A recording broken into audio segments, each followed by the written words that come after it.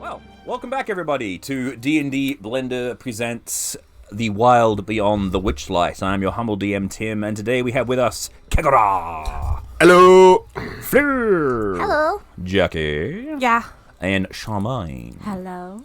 In the previous session, the group rescued a dragon out of a crashed balloon, got attacked by, stole a snail from a bunch of rabbit brigands, were attacked by the same ragged brigands? Good God. Ragged brigands? Braggarts? Wake up.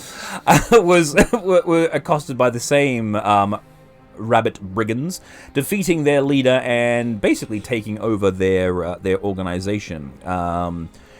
Getting the key to get the dragon Satelvia out of his cage, meeting the very cute and friendly Jingle Jangles, the goblin, and after a strawberry eating, was it strawberry? Raspberry eating I keep getting that wrong. After a raspberry eating competition, Satelvia and Fleur traded weapons and now are ready to head off to the next location, Downfall, where the...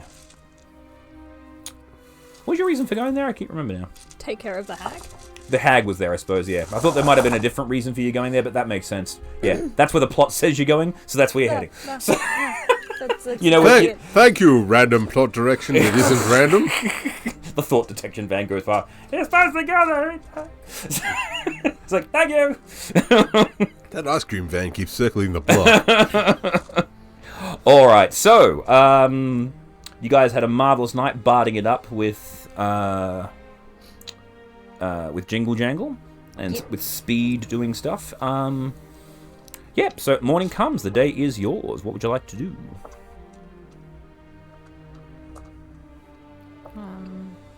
Head off, I suppose, unless we've got something else to do. I don't think we had anything else to do. It was just find some more raspberries for the journey and then go boop a hag. All right. There is. Give me a survival check. But I boosted nature for this very reason. God damn it. Well, nature will help you. Like, survivor will help you locate certain things. Nature will help you determine the sort of things you find. A dirty 20. I am also looking for raspberry bushes. What he said. We'll go with him. You're a bit too. What's the word? You're a bit too bloated from your competition last night. Let Kegara go. Chester, go find more raspberries. Oh yeah, okay. Come, little dogs. Yeah, you find enough food. You find basically like a day's worth of rations in terms of Feywild nuts and berries. All right, so with that, Jingle Jangle bids you farewell. Goodbye, friends. I hope you are able to unlock the happiness of the entire kingdom. No pressure or anything. I'll be here if you need me. I'll go find the keys. Bye. Bye. Be safe. Okay. Is it not safe? Well, you are going to Downfall. The name kind of speaks for itself. It's the hag's downfall. Didn't think about that. Alright, cool. Bye. No, say Jingle Jangle didn't think of that. She doesn't refer to herself as I. It's always in the third person. I keep forgetting. Later, Tater. All right, so you guys.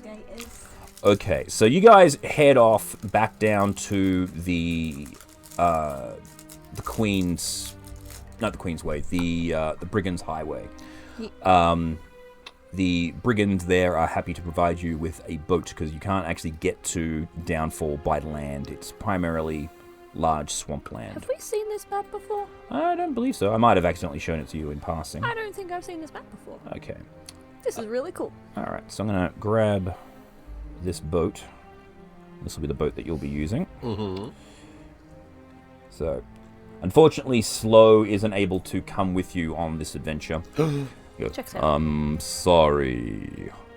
too much salt. That's fair. So he stays behind. But the rest of you mount up on the boat, and with the assistance of one of the brigands, they direct you to the way to go. And eventually, now you guys are actually too big for this map, remember? We are too big. The grid needs to be... if I shrink you guys, there we go. Ta-da! These squares are 10 foots, not 5s. Yep. But Slow is still huge. Yes. There you go. Oh. Slow is still gone. Ah! Get out of here, Slow! He came back. Like, miss me? Alright, so eventually you sail down this... sail, row, either way you travel down here. Mm-hmm. And you make it to this area here, using your rowboat, skiff, raft, whatever. Yes. Thick fog hangs heavy in the air, obscuring the area around you, so that the world appears to have shrunk by only 20 feet in all directions. It's very foggy. Before you, the waterway widens and the current slows, giving the impression that you have entered a lake. Croaking voices penetrate the fog, through which dark shapes appear, resolving into a rowboat. Manning the oars, each rowboat of the boat are bullywugs, and one of them is singing, "Why are there so many Songs about rainbows and what's on the other side." As you guys, he goes, "Oh, hey there!" Hey ho, Kermit the Frog here. Hello. Yay! Yes. What the you joke, doing? the joke didn't need to be explained, but thank you. He's, "Oh, hi!" And they're speaking in Sylvan as well. So everyone who speaks Sylvan will be able to understand them. Oh, hi. What you doing? "Oh, we're just singing a song, rowing our boat. Thank you very much. How about you? What brings you to downfall?"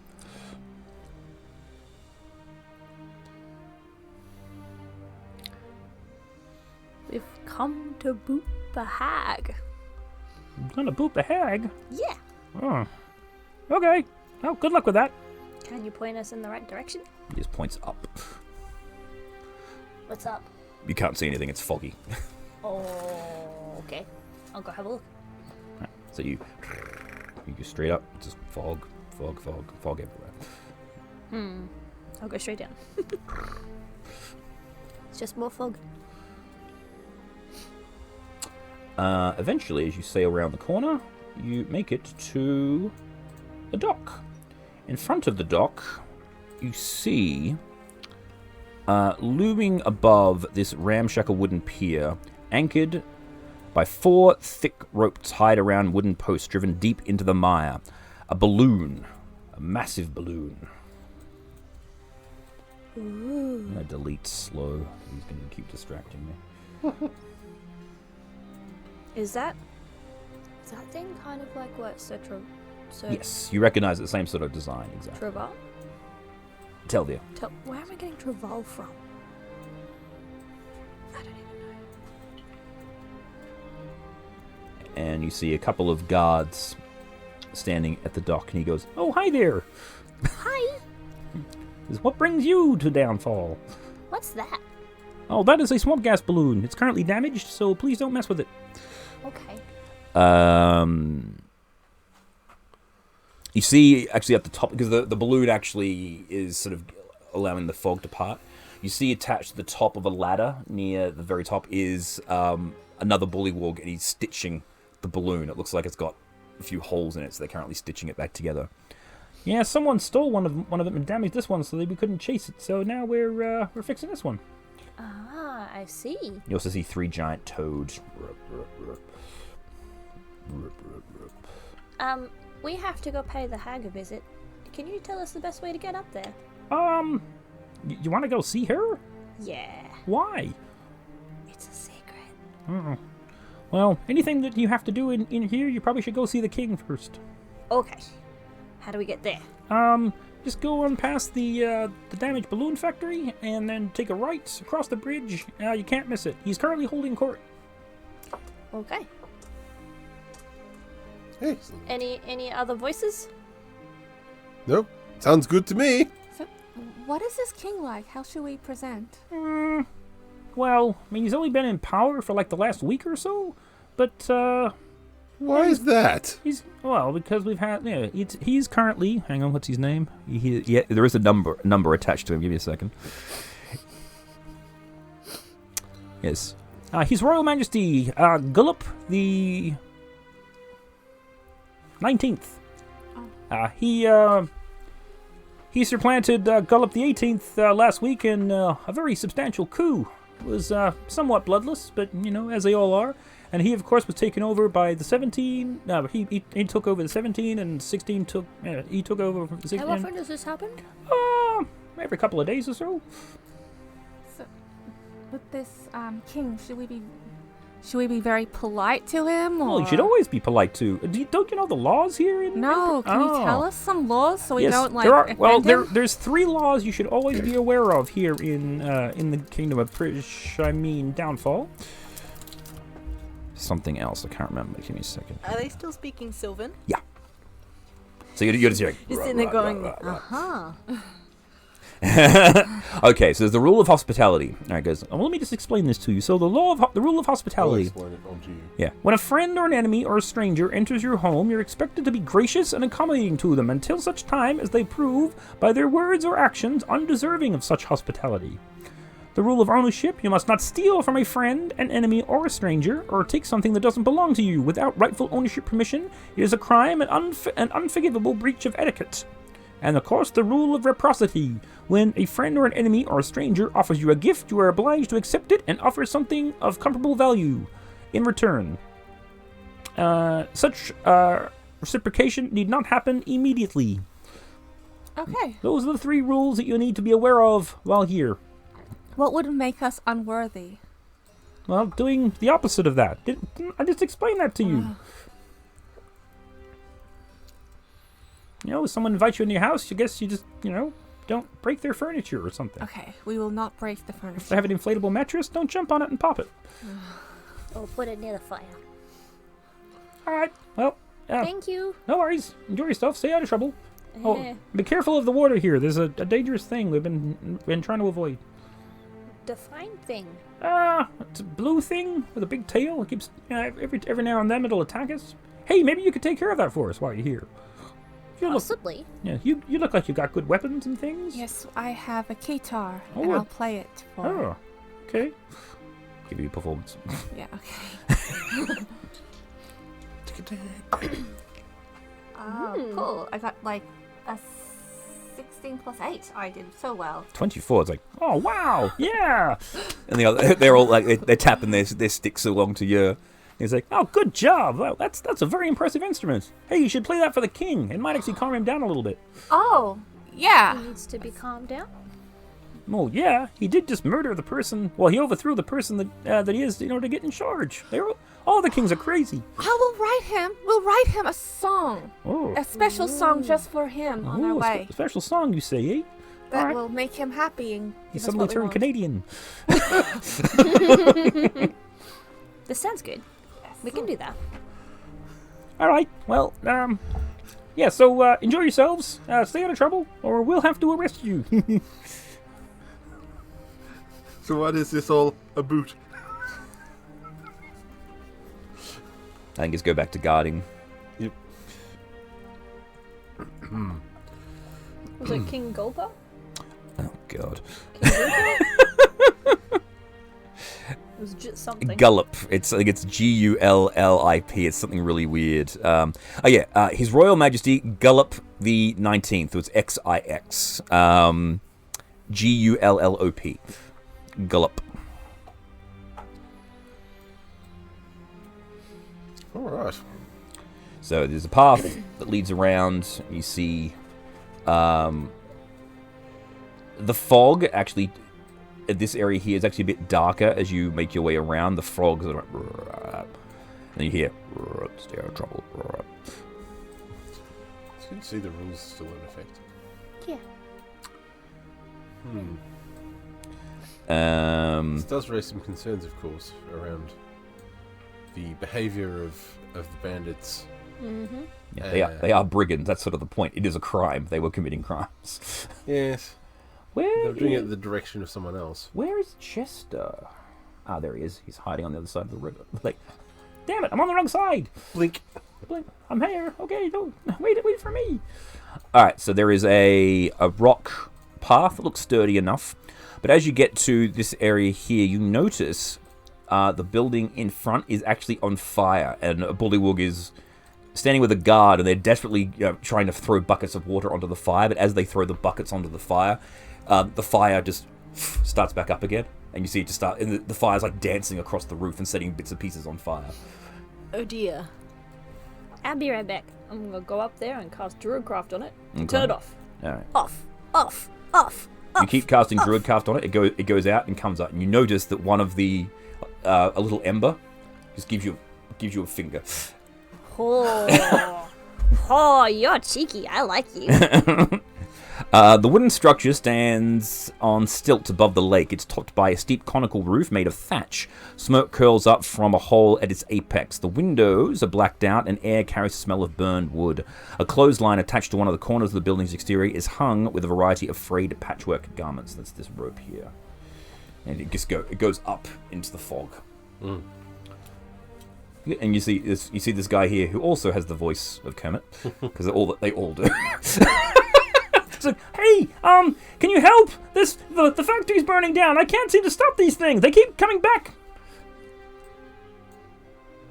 Out. As you keep putting it out, it throws fire at you. Okay. Yeah, give me a moment. I need to find the. Where's this? The fire's got personality. These are animated coals.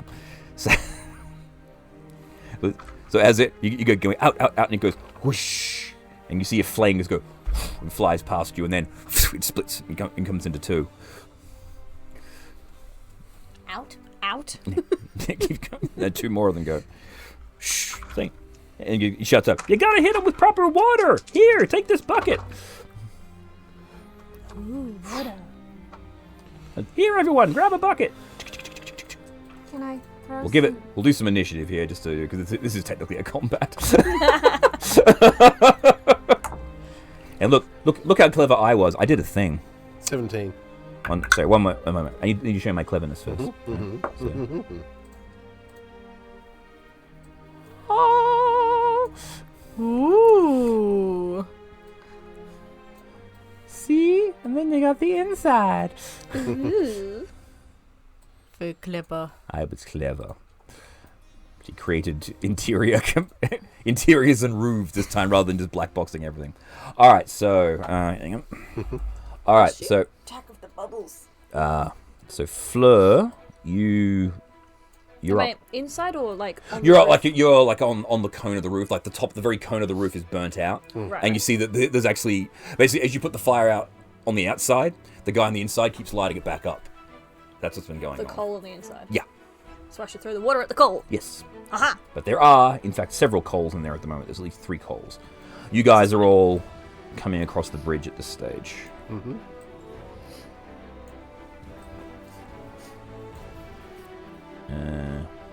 There's Scarf. Alright, cool. Scarf's flying up. Like, oh no. Alright. So, Fleur, you're up. Grab a bucket of water. Okay. How big are the buckets? Bigger than you, so Yeah. you'd be like you can fly down because like you got your 40-foot, you got 50-foot movement, so you can fly down, grab it, you sort of get in the door with it because it's like half speed carrying the bucket. Okay. And then So here, take it. I will again continue putting out the fires. I'm not trying to put out the central coal. the central coal, the fire with personality. I'm not trying to put that out. Right. Just the fires that are damaging the building. Okay, cool. Yeah, it's easy to use. Yeah. So with Druidcraft and Yeah. You just keep put out a small campfire, Yeah, whatever just- that Yeah. size. Yes, you can. This is what's known as an animated coal. That's what it's called. So. All right, cool. So you've basically stopped the fire from spreading. That's what you managed to do. Cool. Kegara. I will bounce across. grab a bucket on the way through. What's your movement? 30. Alright, so this map is kind of big, so you'll get to there at this stage. Mm-hmm. So you won't see. If you want to dash, you can get up to the dude. Yeah, I'll dash. Dash. So it'll get you to there. So next time you can move up, you can get in. Mm-hmm. The fire. The fire divides again. That's all it does for its turn. Charmaine. Oh, now everyone should note as well on their character sheets there are changes because Mordenkainen's Multiverse came out, so I've actually updated all your sheets with your additional abilities. So like you've now got your Relentless Endurance is now an actual thing on your sheet, as well as your dash action is now, it's called Adrenaline Rush now. So you can do it 3 times per long rest, and when you do the dash, at the end of it you get temporary hit points equal to your Level? not level, Proficiency? yeah. Yep. So at the moment when you do your dash, you'll end up with 3 temporary hit points when you do it. So. Yeah. How?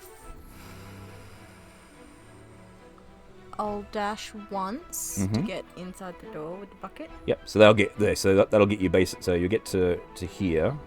That's 50, and then your dash will get you to the door. Yep. Then you've got a bonus action dash if you want to do Adrenaline Rush. Because you can actually because the thing now you can dash as an action and as a bonus action as an orc now. Yeah. So you're actually extra quick as an orc if you want to be. Yeah, I'll do that. Okay. And do I get to throw a bucket or not? No, because that'll be all your actions. You kick, shield, bucket in hand, shield up, burst through the door, like and you see these two flames go, giving you the finger. Jackie.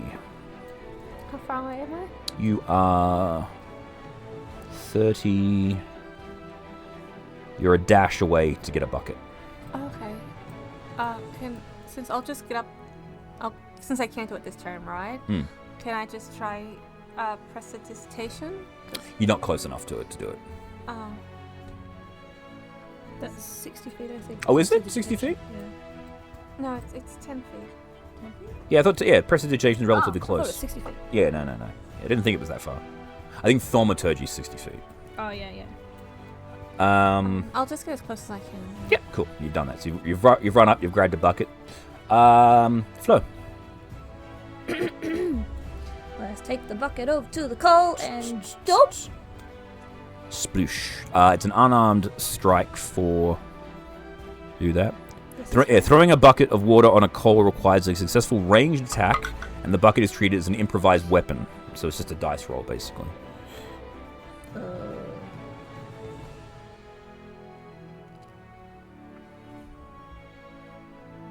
Right. Well, I rolled a 9. 9. No, that does not hit. So you. It just goes. You miss the fire.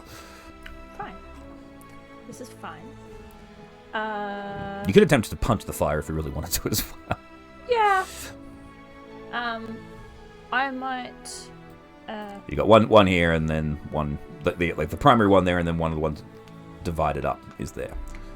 So the divided up ones. Closer to you than the other one is. Yeah. But it's also got a coal. Yes. They're both now animate. Right. Then yes, I will use my stick. Wait, was that an attack action? Technically, yes. You got your bonus action. You Okay. can do your flurry of blows thing. No, I don't want to burn my hands. Okay. Can you flurry of blows with your stick though? I thought that was an option. 2 unarmed strikes as a bonus action. Okay. Yeah, so what I might do is return for some more water. Okay. So. Alright. Kikara. I shall. Grab water, run in. Yeah. At this point, we're not attempting to actually put the coals out, are we? I just tried. I made a puddle on the floor. Alright, I'll give it a crack. Why not? Alright. Go.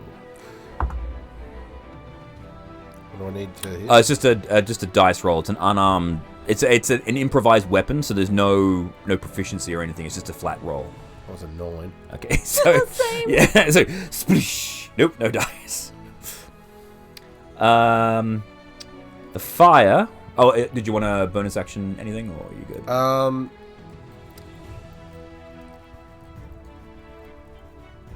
I might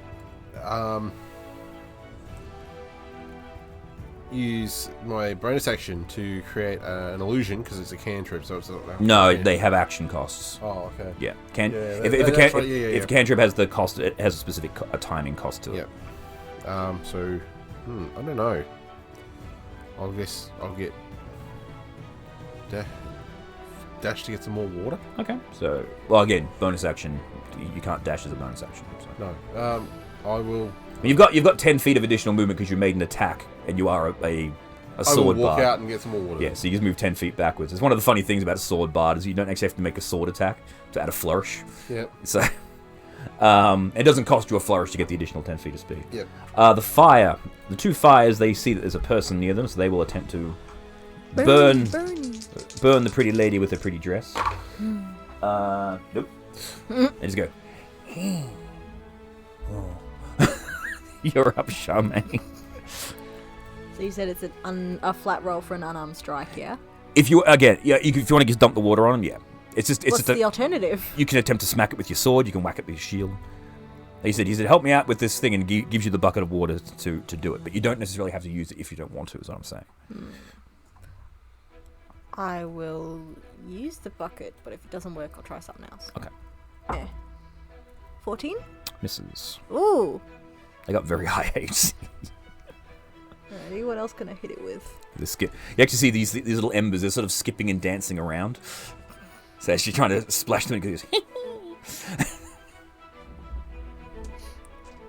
Does that count as my That's attack? your attack action, so you've got Okay. your bonus action left. So you can shield. Goodness. I guess you can shield bash, I suppose.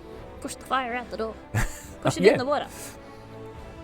Start tackling it out the door. It's like, come on, fire! That's what I was going to do, get my big stick and just Smush it with the shield. With the shield. poker it out the Can door. what do I have to roll to do that? It's just your shield bash thing, so whatever that is, if you want to do your...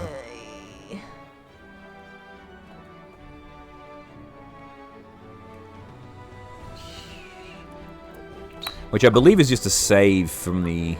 Like it's an opposed athletics to do the shield bash. Which is going to fail quite well.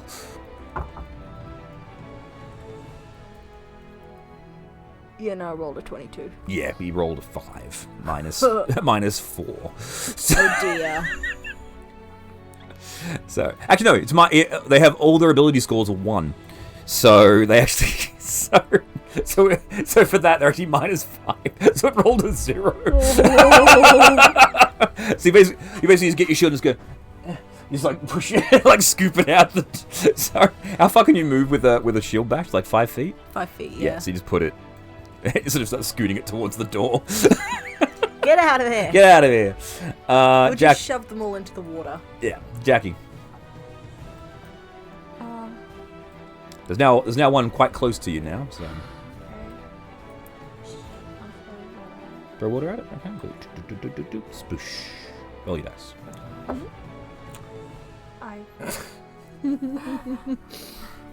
No. Oh, Kegara, you're now a bit wet. As Jackie attempts to. He goes. It's like I imagine it's like What that. did I need to hit it? I'm not going to tell you. You don't know. It's a flat roll, so you rolled your dice. What were your dice? There, 3. you rolled a 3. Yeah, congratulations. Yeah. Kegara's now feeling a bit damp. It's like that moment when you see people in comedy movies. They go to throw a bucket, but they don't let it go in time, and it just comes back. So it goes up and straight back down. But you're close enough; you can fill up immediately, so you don't have to worry about running back to get the water again. Fleur, you're up. I'm gonna go fill my bucket up with water. This one's actually close enough now. You can actually splash it from where it is because it's 20 feet away, which is the range of the Awesome. bucket. Let's do So that. yeah. Let's see if my dice can behave. 11. Nope. I'm gonna drop the bucket because it's useless, and I'm gonna go and be on the other side of it, and get my stick ready to So, Poker it out yeah, the door. to hockey it out, to play golf with it. Yeah. Kegara. So are you going to be able to get over to the thing, fill a bucket, And get back? that's 10. Yeah, easy. Alright, I'll give it a crack. I want to ask it why it's burning the place down. It's fire. Yeah, but it doesn't you know. Nope. That's the thing. The question is good. Why are you burning it down? I'm made of fire. It's what I do. All right. One of them is going to attempt to burn Charmaine. That was a... Ooh, I might actually get you... 22 to hit. Oof. Yeah. So it does 1d4 fire damage to you. So it does 2 fire damage to you. And you're currently on fire. Ah! So at the start of each of your turns, you take an additional d4 of damage until you take one turn to pat yourself out. It takes an action to pat yourself out. The other one will attempt to ignite Fleur, which it misses. Charmaine, you're up and on fire. So you take another 2 damage, so you've taken 4. Yeah. Pat myself down first. Mm-hmm. It'll take an action to pat yourself completely down, so you won't be able to do anything else. So you're just going to shield bash it again? Yeah. Alright. So, to move away from this one, you'll invoke an opportunity attack, but if you're fine with that, that's... I mean, you're already on fire, so... Yeah, I'll... Yeah, just step, so opportunity attack from... Ooh, a 21. Another 3. So you're taking 7 damage. Hellish Rebuke. Question. You try to set the fire on fire, and is it unaffected by fire? Question. That was within 5 feet of me. Yeah? It was, yes. Oh no, this one wasn't within 5 feet of you. Oh. Yes, the other one. But you can still. So yes, you can shield bash it though. Yeah. Yeah, you would know that. Can I scoop it out the door? If you want to pick it up, absolutely. You just want to try to go for a grapple. Yeah, I want to grab it. Okay, go. Yeah, roll for a grapple.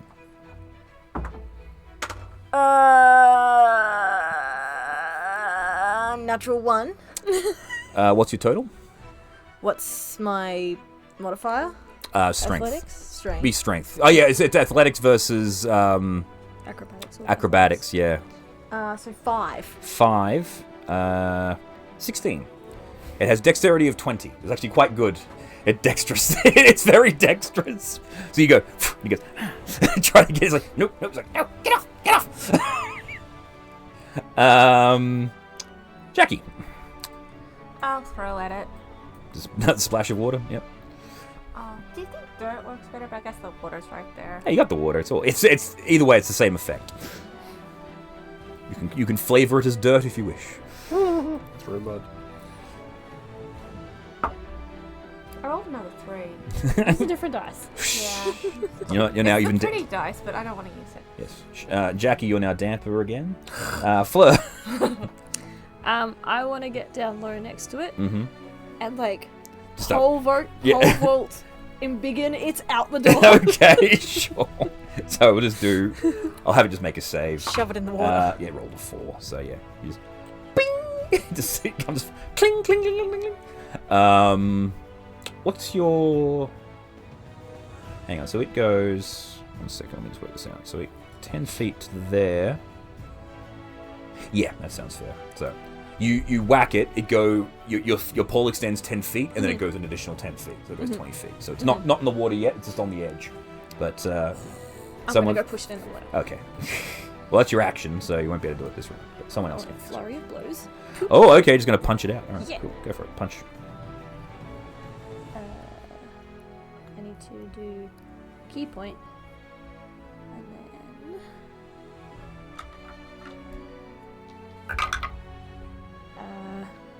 well, there's an 8 to hit, and then there's a 20. Well, the 20 definitely hits. 22. Yeah. For 8 bludgeoning. Okay, so it just goes. You actually punch it, and you see it just go no, and you hit the coal, and it just shatters into a million pieces. Ashes go everywhere, and it goes. It dies. It goes out. I guess that works.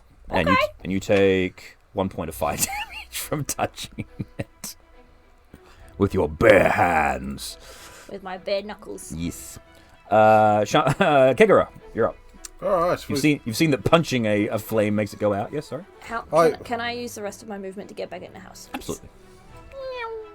I'm not leaving Charmaine alone. Punching works on the flame.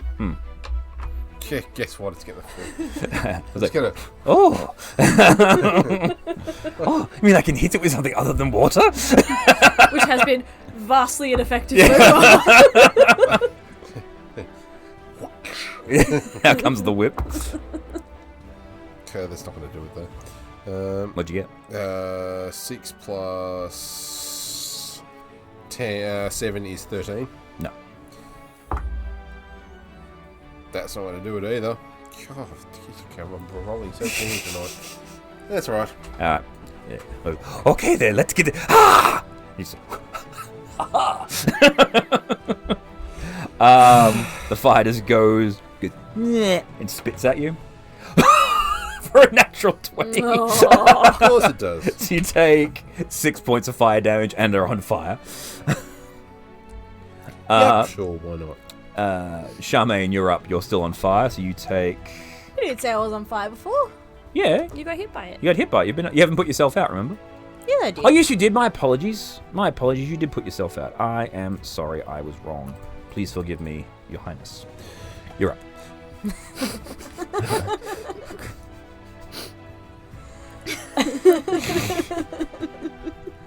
Well, now I want to go try and stomp out the ember. Okay, he's going to stomp on it. Yeah. Unarmed strike. Yep. Go for it. Look at this shit. This is a different requires me dice to than what I stand up. rolled last time. Another natural one. But I have a +6. It's still it's an attack, so it's still a miss. What bonus actions do I have? You can get angry at it, or you can shield bash it and try and knock it prone. I want to scoop it back towards the door again. Okay. Oh, it might pass this one actually.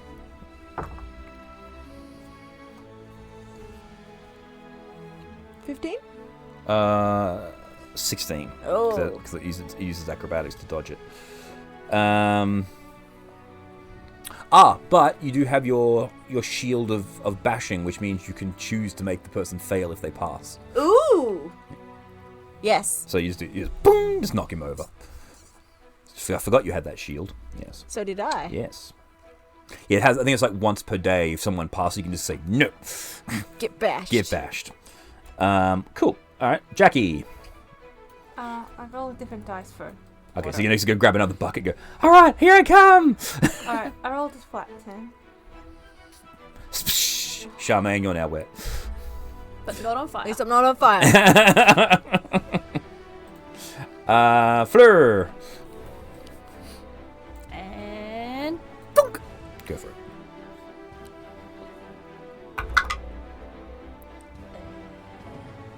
$13. Misses. Unarmed strike.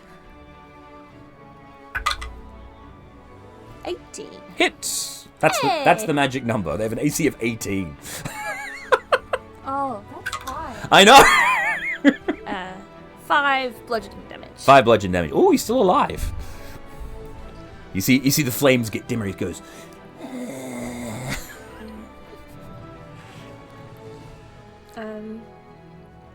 So yeah, I'm up next to it. Yeah. Kigara, Yes. you are on fire. What do I need to do to put myself out? You have to spend an action. You still take the burn damage. You just have to spend an action and say, "I put myself out." Stop, drop, and roll. Yeah. So you take 4 damage at the start of your round, and then you can just say, "I'm out," or you can kill it and then put yourself out once combat. I will ends. do this. Yeah. It's up to you. The order you wish to do things. Yeah, guess what? I think you prefer violence. Not always, but 24. but 24. Yeah, that hits. It has 1 hit point left, so you just go and start stepping on it, then pat yourself out. And congratulations, you win. You are now firefighters.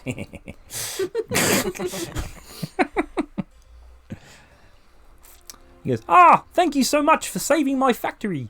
We've been having to rebuild after the daring escape attempt by Is that the right voice? Fuck it, it is now.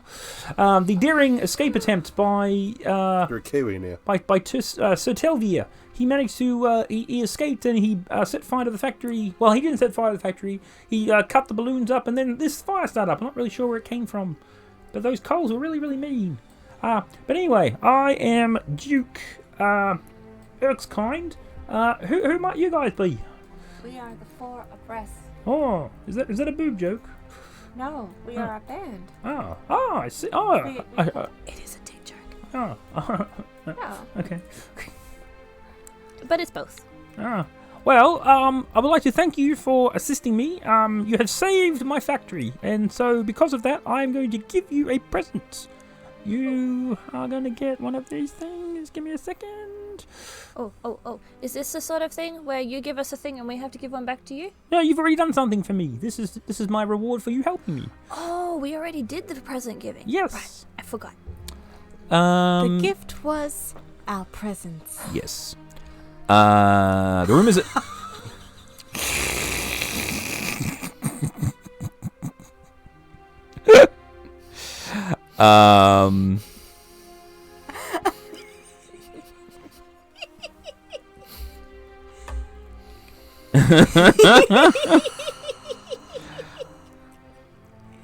I'm like impressed, but I hate it. I thought I saw it here. He basically gives you he gives you all brooches with the picture of like a golden fly on it or a brass. I was just about to ask if we'd get a medal. Yeah, you get little brooches with flies on it. Here you are, my highest honor. Ah, thank you. Thank you. Now I've got to see about getting this place back together. Good luck. Thank you. Yeah, so the whole place is... The room is a charred mess. Hazy smoke hangs over scattered piles of burned and broken shelves intermixed with whatever those shelves contain. Wisps of smoke sneak into the air from several spots where smoldering wreckage threatens to ignite. Yes, the distressed bullywug was running around trying to put the fire out, but we already had that bit. Cool. All right. Okay. Well, enjoy your stay here in Downfall. Thank you. All right. We're off to see the king. Oh, good luck. Ta. All right. So he directs you around his building, and you get to this little area here, which is another bridge. But yes, I will get him. Chester and the snake. Forgetting them both. Rude. As you come around the corner, you're greeted with a kind of disturbing sight. A flat wood plank bridge that spans the arm of the lake, lined on one side with rows of bullywug heads on wooden spikes. At the center of the bridge, a small figure fits with its feet dangling over the side. It appears to be talking to itself in a bemoaned tone. But then the several bullywug heads nearby erupt in a cacophony of voices, some indignant, others sympathetic, and a few more distant yell, "What? I couldn't hear what he said!" How many heads are there? There are 6. I was really hoping you were going to say 18. Yeah. I think they've only got 6, there probably are 18. But it just says a row of heads. It doesn't actually tell you how specifically how many specifically there are. I like how on the map they've got little funny faces. Yes. Yeah. That like one there looks very sad. Yeah, well, they all look kind of... This one's like, oh. I was like, oh. So I just found a skull and made them green to get off the effect. So who wants to go first? And you see the figure, he looks a bit like a weird scarecrow. I don't need to touch the bridge. Mm-hmm. I'm going to have a look at the skulls. Okay. Look out. So they are indeed rotting bullywug heads. They go, oh, hi! Hi, who are you? That's a good question. I'm not exactly sure. Well, you've lost your brain. All the heads belong to the former monarchs who were deposed and killed by usurpers. Many of the former monarchs were betrayed by others. The current monarch, all the heads agree. Yes, I am indeed Bullywug the First. Bullywug the First, Gullop the First. Hello, Gullop the First. Hello, and who might you be, madam? I am Fleur. Ah, Hello, welcome to my kingdom. I'll tell you, that King Gullop, the new one, whatever he is, what are we up to now? 18, 19? Told 19. Oh, yes, he's a very weak ruler, don't you think? Oh, yes, very weak. So are you the advice council? No. We are here as just examples to what happens to other usurpers. See, this one here beside me. There you go. Hello. Hi. Yes, he is Gullop the second. He usurped me, and then down the end there is the third, and I think the sixth is... you hear... you hear the stick moving up and down. Oh yeah, his tongue's stuck on the stick. They're all like, Oh. So how did you become the king in the first place? I had the most money. That checks out. Yes, but Who was before you? There was no one before me. I've been king since the time in memoriam. Then why did you get headed? Because this bastard killed me. Yeah, but why? No. Because I wanted to be king. time immemorial. That's a long time immemorial. But And the that figure that's sitting on the edge of the, at least if you don't sort of like, and you see looking closer at it, it is indeed a scarecrow. Its head is a weird gourd, like a giant onion almost. And as it turns its head, you hear cling. There's the sound of metal clinking. Just It waves some fingers at it. It waves a crab claw at you. A crab claw. That's an interesting thing to find in a swamp. See, I mean, the math doesn't work out. There's a new king every couple of days. But you've been king for time immemorial? Exactly. I was the first king, hence the first. The first Bullywug king, yes? No, just the first king here. The first Gullop? Yes, I'm Gullop the first. So, what was before Gullop the first? There was nothing before Gullop the first. It just died. That's... Yeah, and the second goes, He's insane. That's why I killed him. So what was before Gullop the first? Honestly, not much. It was just a swamp. We all just hung out. So we were all pretty happy here. And then he decided he wanted to be king and took over the place. And so then other people decided they wanted to be king. It's kind of crap, really. and so he goes, He lies! He lies! All lies! There is nothing before me! Nothing but swamp. He gets to I fly. guess. Yeah, but this wasn't swamp before. No, it wasn't. This swamp situation is a relative new situation. No, this has always been a swamp. Prisma is always, Downfall has always been a swamp.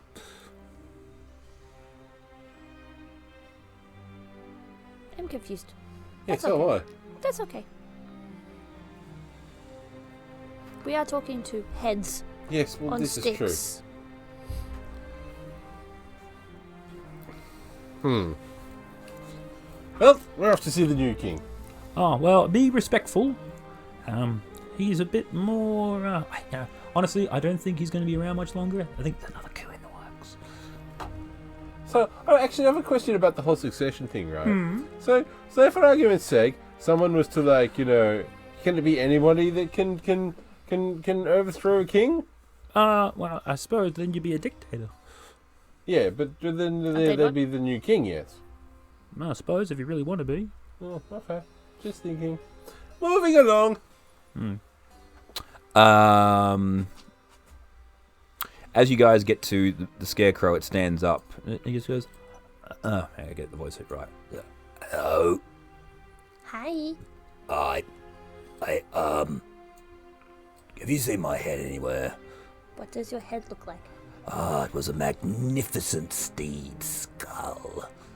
Unfortunately, some of those Harrington brigands took it from me. And I don't know where it is. I was asking these guys, maybe if they wanted to be my new head, but they just laughed at me.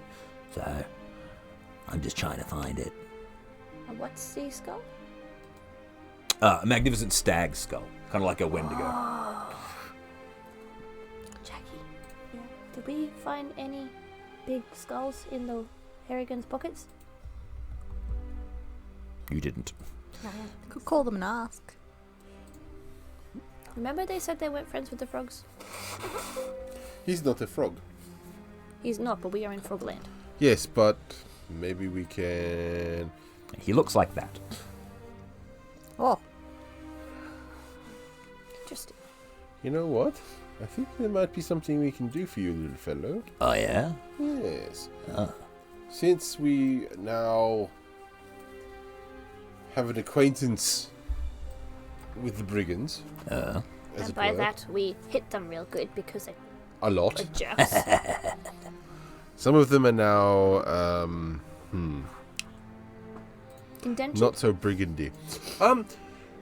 We may be able to do this thing for you to get you back your head. Oh, that'd be great. I miss my head. It was magnificent. It looked so nice. Had the horns and everything. Yes. Now I got this stupid gourd and it rattles. You know what's in there, God? Oh, no, it's my head. I can't look inside. Eyes are on the outside. Would you like me to have a look? No, it's We mine. could take the rattle out. He just goes, No, it's mine. No. Can I take I'm my not head? taking. No, not taking your head. I just want to look in your head. persuasion. Do you want the rattle taken out of your head if that's annoying? Ooh, that's actually not bad.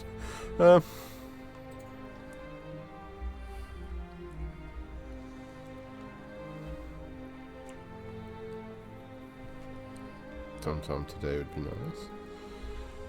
That's 19. 19 good. All right. He just bottles up to you. Just waits. Right? No hands. Put my hands behind my back. I'm looking. You see through the little holes he's got cut into it for eyes. There are 8 copper coins. Okay. So, there are exactly 8 copper coins inside your head. I'm rich. I can buy myself a new head. Thank you. Now, No. would you like me to remove said coins and give them to you? Yes, please. Right. Hold his claws out. Right. So, how to do this? Has he got like a little cap? Yeah, a little. He's like a Yeah. pumpkin. Yeah. So I'll take the little cap off, and I'll. Sorry about this. Oh, that's weird. Yeah. Take the head out. Yeah. There we go. Thank you. You now have 8 copper. He can't hold them in his claws. Like, damn it. Wait. Do you have a pocket? He has a little satchel. Yeah. You know, the satchel's actually got straw hanging out of it. I will grab the coins that fell and... Yeah. Oh, thank I'll you. put them in the satchel for you. Oh, thank you very much. I'm rich now. I can buy. Finally, I can retire. What do you do around here? Well, mostly look for my head, really. Otherwise, who's the person that I used to hang around with? Hang on, it was written down here. I mostly just hung around with Granny Nightshade. Who's Granny Nightshade? She's a bit nasty, actually. Give me a second here. Would you describe her as possibly a... I would say she's definitely a hag, yeah. Yeah. Ah. And you used to hang around with her, but not so much now. Yeah. Wait, Because she was mean? Oh, yeah, she's definitely mean. Well, I mean... I don't know. She's kind of mean, yeah. I mean, she is a hag. It's got a sort of par for the course, really. Well, that makes sense. Yeah. Yeah. Where does she hang out these days? Well, in her house. What's that? Which is the up? Give me a moment. I need to work out. It might not be this hag. That's what I'm not 100% sure of. Because they have their common name and then their hag names. Coven name. Yeah, the coven name, exactly. I just need to double check. I think it's the same one, but I'm not exactly sure. Okay, it's not this one. Okay, so what was the question again? So, Who is Granny Nightshade? Oh, she's one of the hags. She actually runs, she's in charge of Tither. Tither. Excellent. Now, we have some things to discuss with the hag that runs this place. Who's the hag that runs this place? What's her name? That's Bavlorna. Bavlorna. Yeah. Bavlorna. Yes, we need to speak to this Bavlorna. And what we can do is, once we have done this, we will go and speak to the bunnies and see if they've still got your head. Well, can I come? If you want to. I do. Sure. Alright. Let's go find the hag. He puts his arm out for someone to link arms with him. I will. I'm Okay. little. He starts skipping. We're off to see the hag, the evil hag Babylona. We're off to boot the hag, the evil hag Babylona. Was that been cut and hack and slash? Alright, so you guys And flailing. Da, da, da. You guys cross the bridge. As you are getting to the other side of the bridge, you notice a large gazebo with a lot of activity. Some very sleepy-looking bullywug guards standing out the front of it. And a grand marble gazebo stands atop a mound of soggy earth with its white stoned streaked green with algae. The support pillars have sunk into the muck unevenly so that the domed canopy now sits askew. Short steps ring the gazebo, leading to a raised floor where bullywugs dressed in shabby clothing lounge on pillows. Among them, a harpist sends forth delicate notes that mingle within the murmured croaking of the galled nobles. On a dais, a flabby bullywug wearing a crown of woven lily flowers sits on an ornate throne with his legs folded under him. He has a large leather-bound book open across his lap and is mouthing the words he reads on the pages. Without looking up, he says, Have you no herald to announce your presence before King Gallop the 19th? He slams the book closed, boom, as if to punctuate his question. I'm doing the wrong voice. He slams the book closed as if to punctuate his question. Sleepy bullywug guards standing around their monarch snap to attention, and they ready their weapons. Oh, sorry. Hello. Oh, hi. Who are you? We are the Four Abreast and extra friends. Uh-huh. And what brings you to my kingdom? We need to go talk to the hag, and we were told you were a person that was very important to talk to on our way to talk to the hag. Oh, you're going to see her, are you? Well, Yeah. that might be agreeable. She is, and he points into the fog, and you see where the ropes disappear up into the fog. That's where he is. She lives in her hut, her cottage, suspended above the swamp up there. And, Excuse me. Yeah, he looks at the advisors. Excuse me! They all just... they all croak out there and just wait a second. He gestures you to come closer. The other guards basically prevent everyone else from coming in, but let you get in closer, and I will... wish to give him... No, it's just Fleur. Oh, okay. Indicates to Fleur and the other guards. So you see here, he has a crocodile, which is actually a giant lizard at his side, and all the other guards. But he's got like one guard left behind him, but all the other ones clear out as he claps his hands. well. So, but why is it that you wish to go see this hag? Well, you see, this depends. Are you a friend of hers? And he looks down at the book in his lap. I thought I was. Things are not always as they seem, it appears. Well, we've met quite a few people who are upset with the way that they've been treated, and we thought we might remind her that people ought to be treated with respect. Well, unfortunately, only members of the Soggy Court were allowed to speak with Babylona. But if you wish to join my court, I would be allowed to you to go in my stead to speak with her, maybe just confirm with her that I am not an enemy of hers, and that there's no need for certain names to be in certain books. Sure, I don't know what any of that means, but sure, that sounds good. Very good. He claps his hands again, and see that these fine travelers are fitted in the proper attire so that they may attend. They are now my new messengers, and no one here will question. He's pointing all the other. Oh, you know that. What's happening? He's crazy. They're all weird. And apparently, We're members of his court now, we're now members of the court. which means we can go see her. Okay. And he gets after you guys are all. So basically, they take you. None of the clothes really fit. So, but so they give you like a hat and some nice like robes and things like that. So you look like you're part of the group. You still got your own clothes on, but you've got like stuff pinned to you. I'm just drowning in some sort of Jackie, dress. if you want to, you can actually shapeshift into a bullywug and perfectly fit. Oh. If you wish, you could do that. Is it free? It's an action. You can do it. You can shapeshift sure. at will. Remember. I'll do that. Yeah. So yeah. So as they're getting clothes out for you, you just go.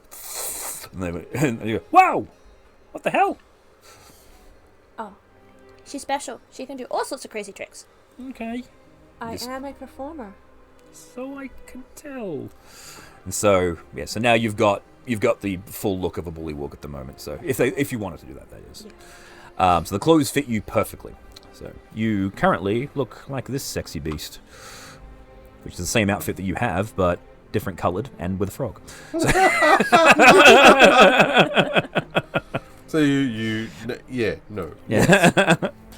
All right. So as it goes, Oh, you look splendid. Now, if you could please. he looks at you, Fleur, and goes. No, he looks at the frog. Goes,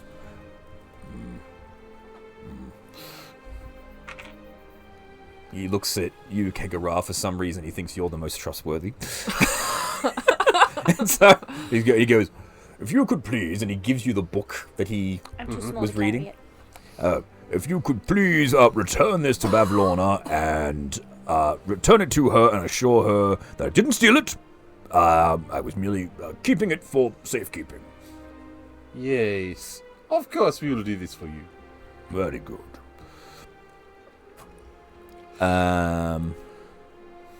Okay, so Gallop gives the characters the Big Book of Bad Blood, which is what's written on the title. It's written in Sylvan. It says it's literally written the Big Book of Bad Blood. It's like skulls and daggers and things. Excellent. You are the duly appointed emissaries of the Soggy Court and return to the Hag with great haste. So that is your missive. Yes. Whoops, what have I done? I will, however.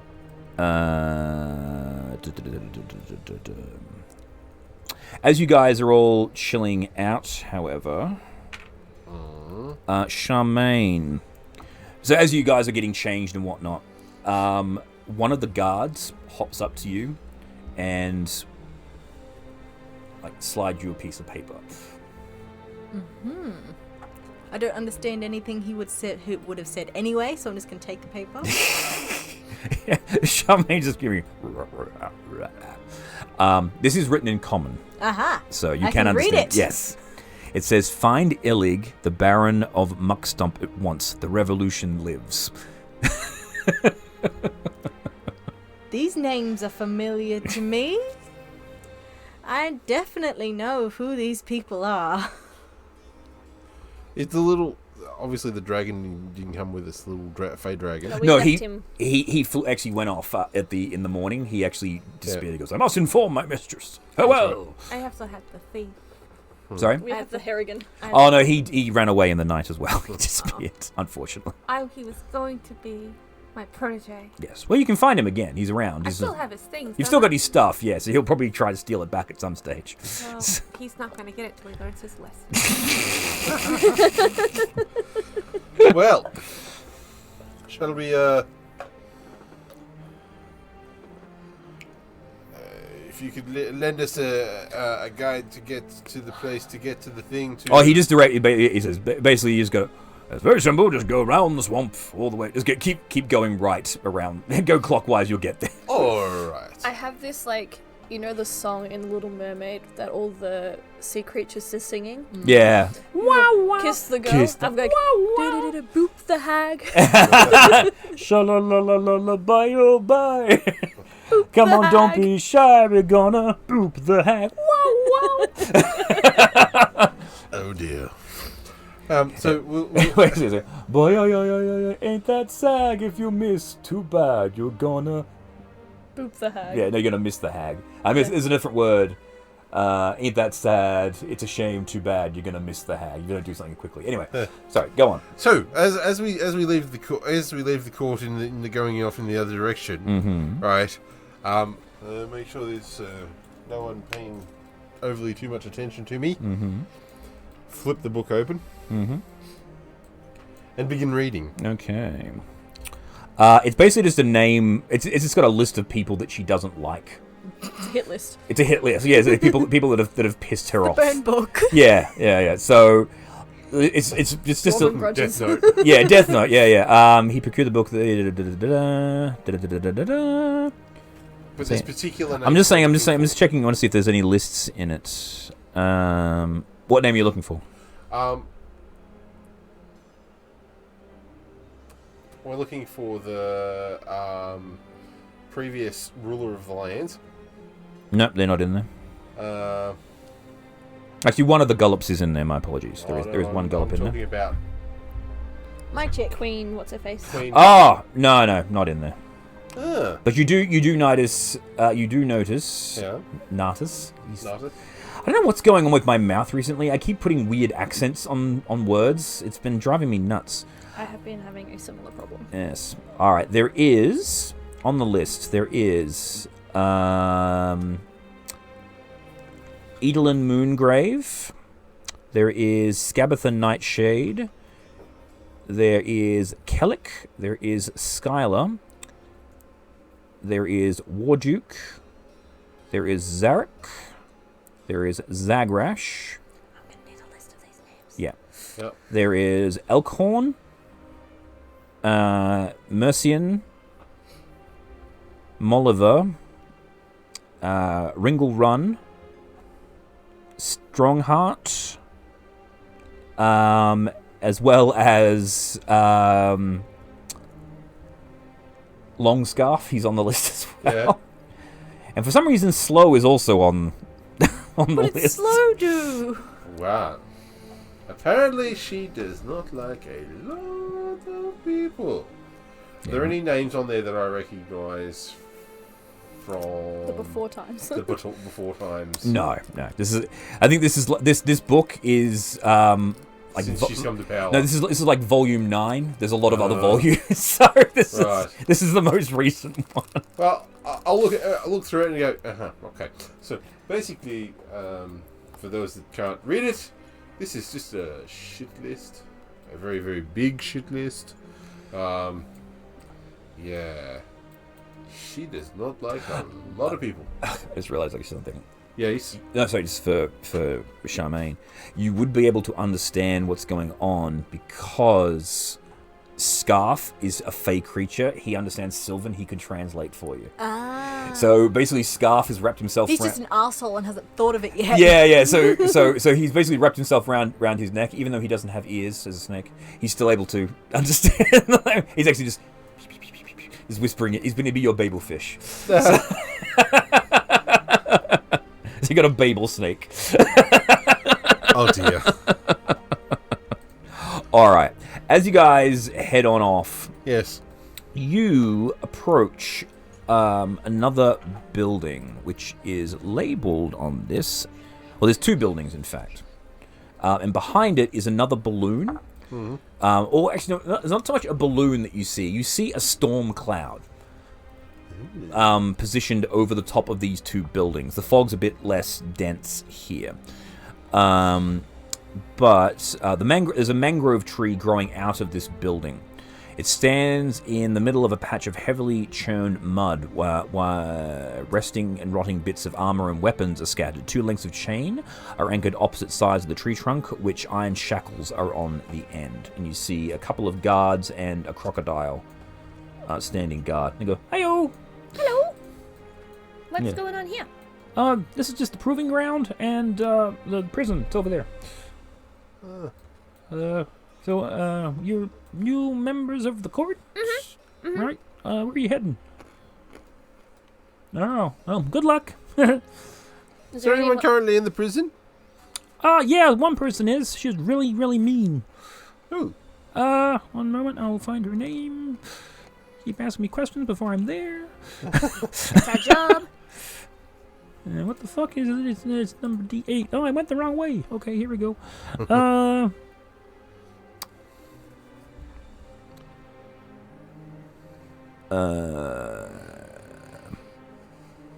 Oh, that's Mogort. She was, she helped, there was a dragon, a little dragon, she helped it escape.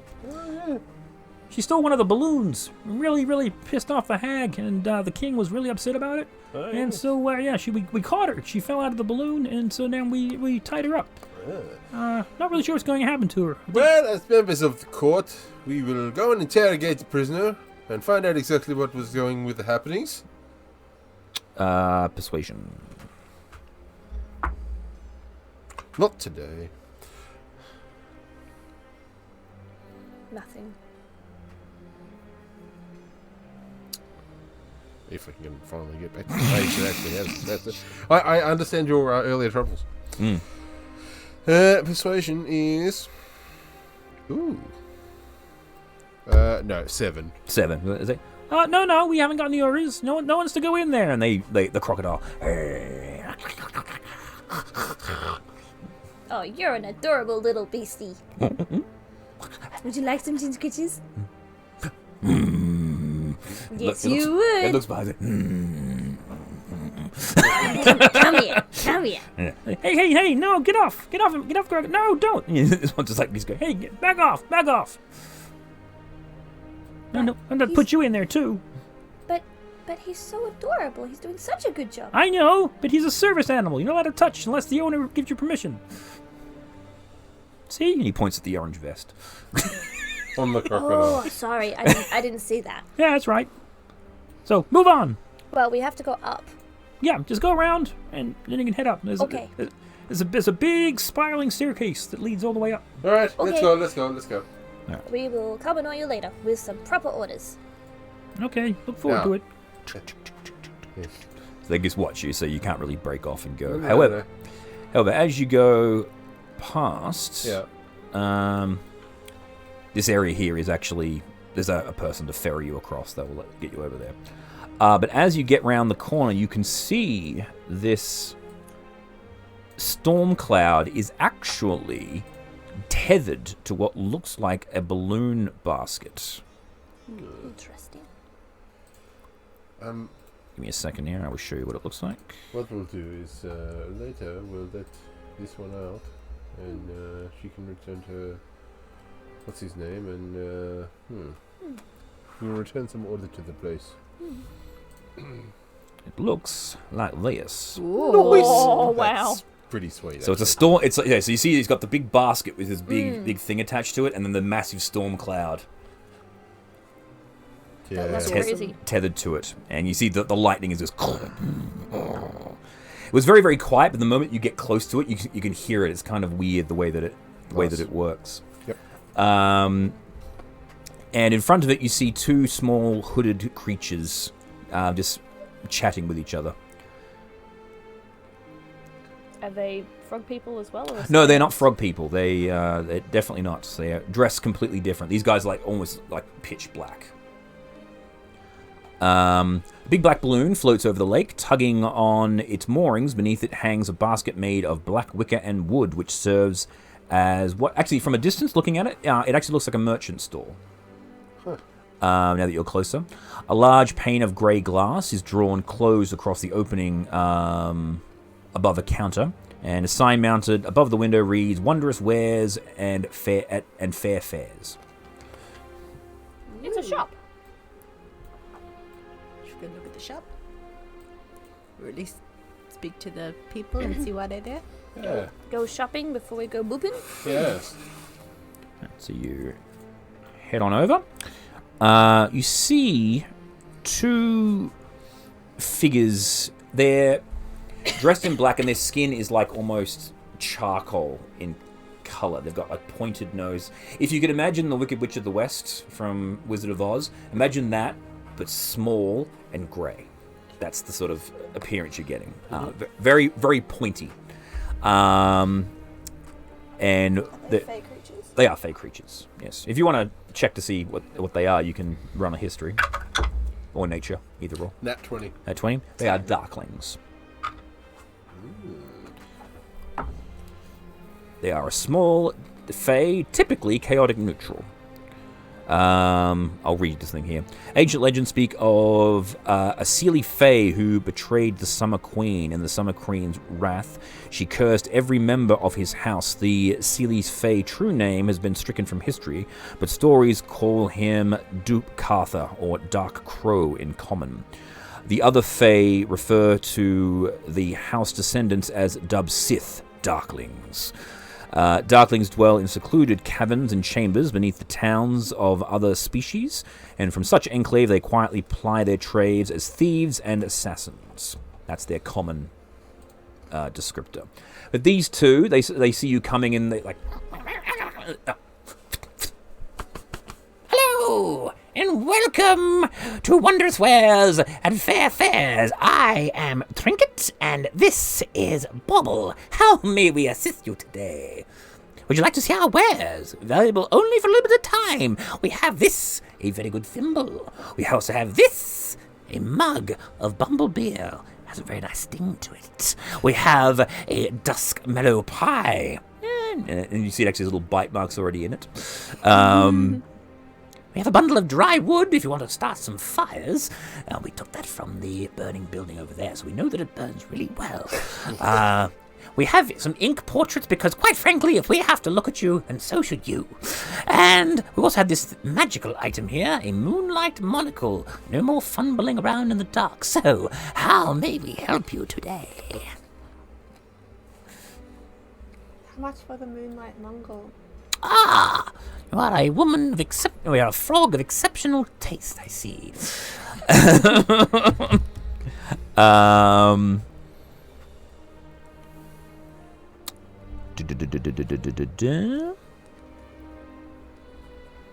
Give me a moment here.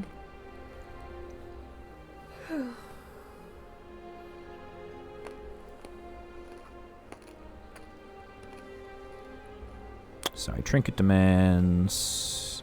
Ah, okay.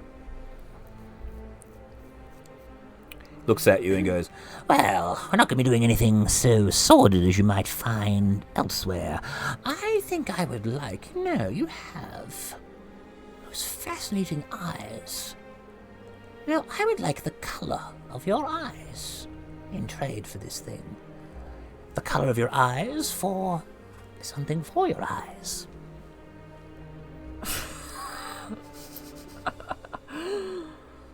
Aren't my eyes just white? No, currently they're whatever color you made them as your frog eyes. But basically what this will mean, because you understand the nature of these sort of creatures and things like that. If you agree to this, you will no longer be able to change your color. Your eye color will be stuck as a solid white. Then no. Yeah. I need my eye color. Maybe someone else would like to trade their eye color. Oh no, I'm quite fond of my eye Well, they colour. might not want eye colour, they want your eye colour, and my eye colour's not the same as yours. And the other... Is it pretty?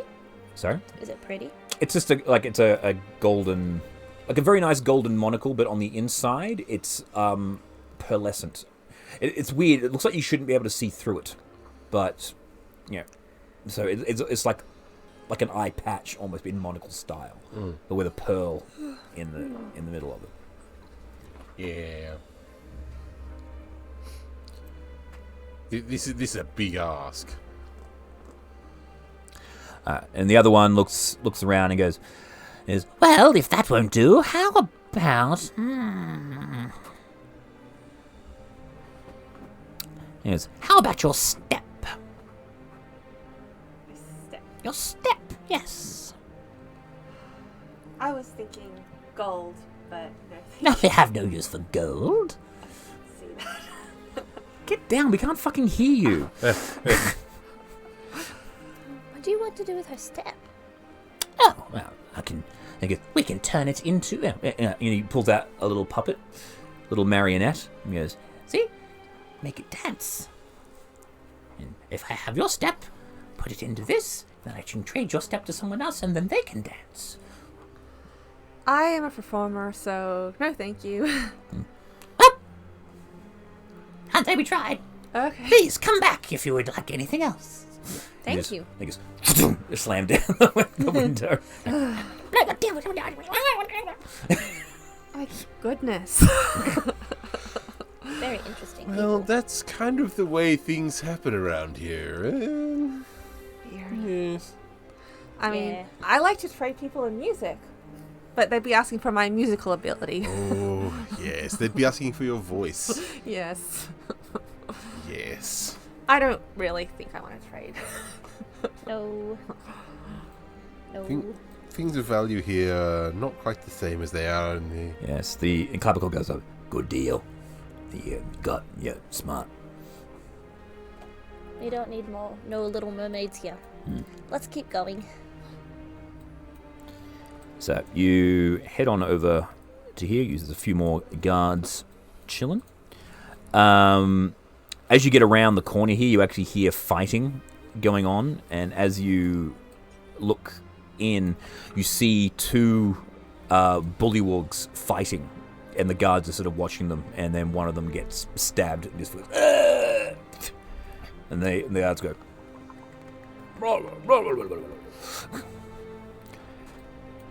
Yes, what is it you want? We need to go visit the hag, please. Oh, right. Make way for members of the court! Yes. Of course. and then he blows a whistle, and a boat magically comes across. Right. You step in. Yes. Yep, step in, and he blows the whistle again. Whee! The boat goes over again. This whole court Wonderful. thing, this kind of has some advantages, I guess.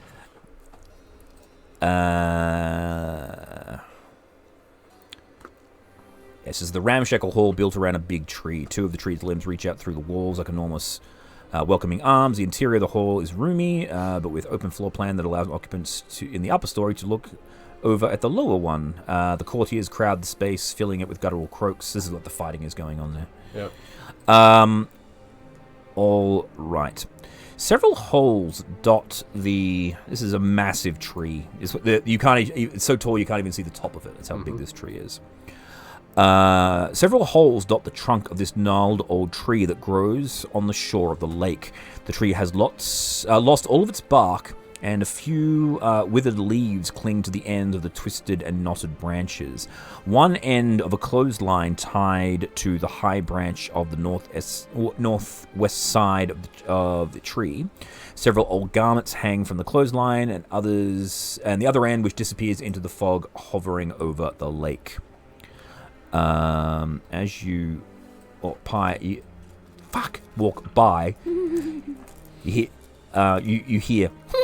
and then four sprites come sprinting out.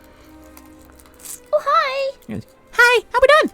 Good. How are you? Yeah, not really good. You guys are gonna die. Why? Well, because you guys are here, and I think, you got tricked into delivering the book back, didn't you? Yeah. Yeah. Well, no, we were gonna go boop the hag anyway. What? Oh, wow, she is gonna eat you alive? Not if we eat her first. What? Come on, frog girl. You're too small to eat her. She's huge. Well, Got any helpful hints and tricks? Yeah, don't do it. Well, that's not helpful because we gotta go do it. What? We gotta restore the land to what it was. Yeah, whatever. Yeah, goodbye. Bye. You just go back into the tree.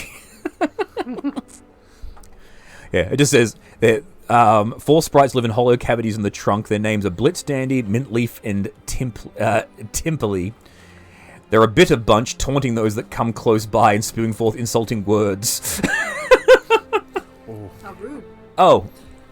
Nah, fuck it. I've already done that bit. I missed the bit where it says tiny arrows. Were they gonna shoot at us? They were going to be... The minute you Like toothpicks. calling your names and hitting you with toothpicks, basically. Yeah. So you're going to go, haha, you're gonna die. And you see the little arrows go. They don't even hurt you. They hit you and just. It's like they're like throwing little twigs at you. Maybe I'm not big enough to eat an old hag, but you sure are small enough for me to devour. Come and get us, frog boy. I can't be. I've got better things to do. They're not like very fleshy either. It'd be like No.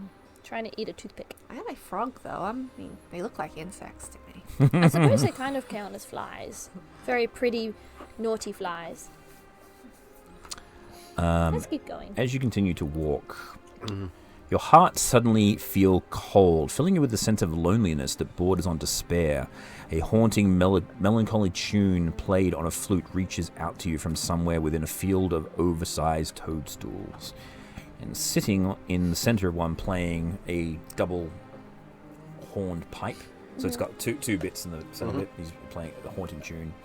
A slender elf with pale blue skin and black hair sits curled in the shadow of a grey 6-foot-tall toadstool, playing a somber tune on a double flute. Do I know the melody? No, it's just very sad. Oh, I have a flute. Can I play along?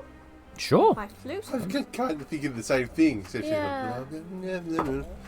Heart is very sore now. Yeah. Let's play. 23, I think. 15.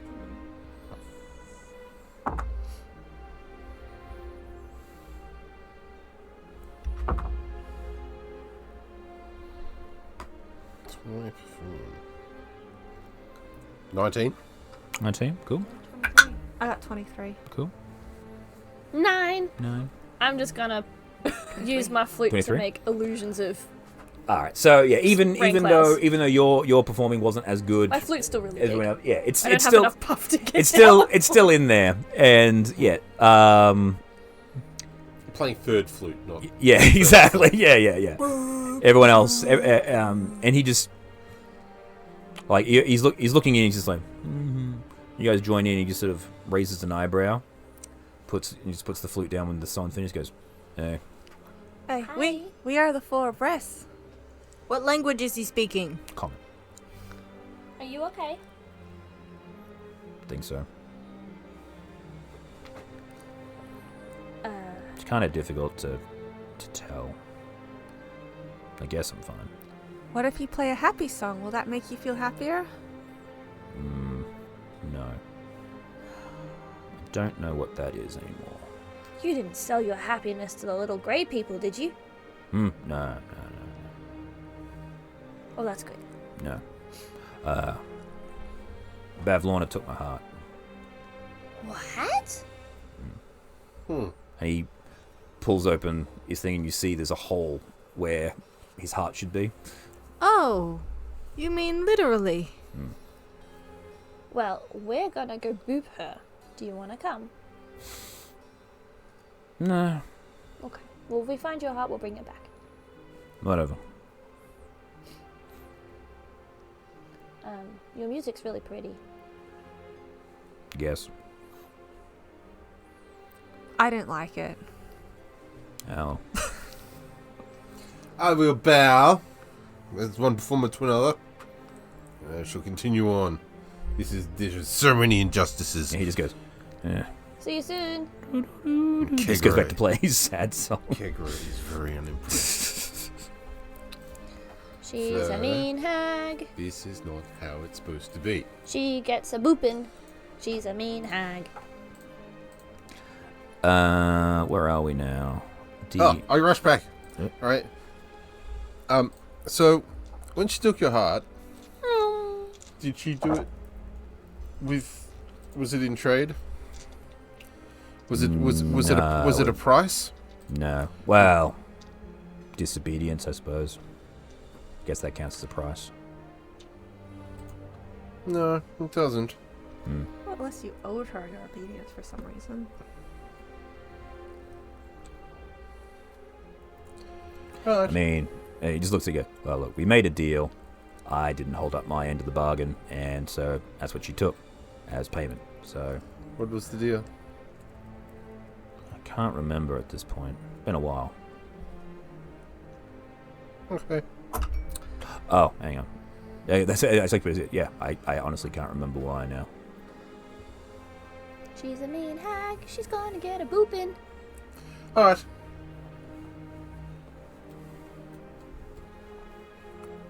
A spoopin' and a boopin'. Bye. You guys head off.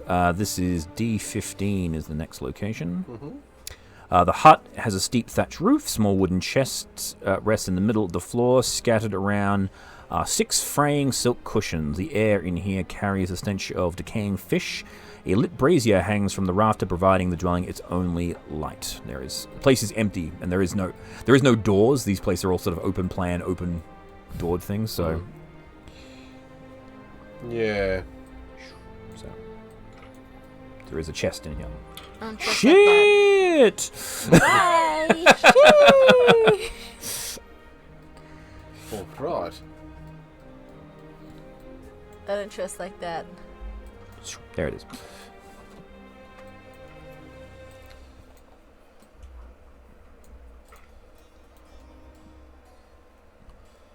I think. Shall we go and have a look? I mean, if you want, I can't carry anything. No, it's not about carrying. It's about. We'll go up and knock at the door and. Hello. There's no door. It's just an open. The on the frame. Yeah. On the frame. Yeah. No one in. Huh. Just the chest and the light. You ever look at something and think to yourself, this is a trap? Yes. It does strike me as somewhat. And then you're like, but, I want to poke it. It's like a big red button. Yeah. And you don't know what the red button does. I have a long stick. Oh, yes. Alright. Shall I poke it? It will sit back and just go. You poke it and he goes, clunk, clunk. Did it sound heavy? It sounded like a wooden chest. It didn't sound like it's full. That's probably the better way to put it. Yeah.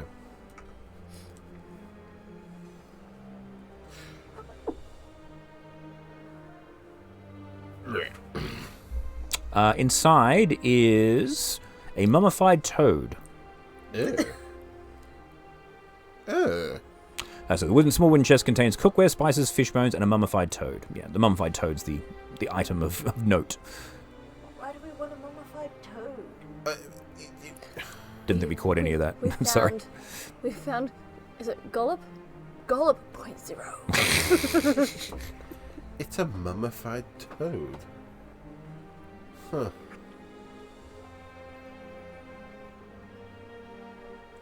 Gross.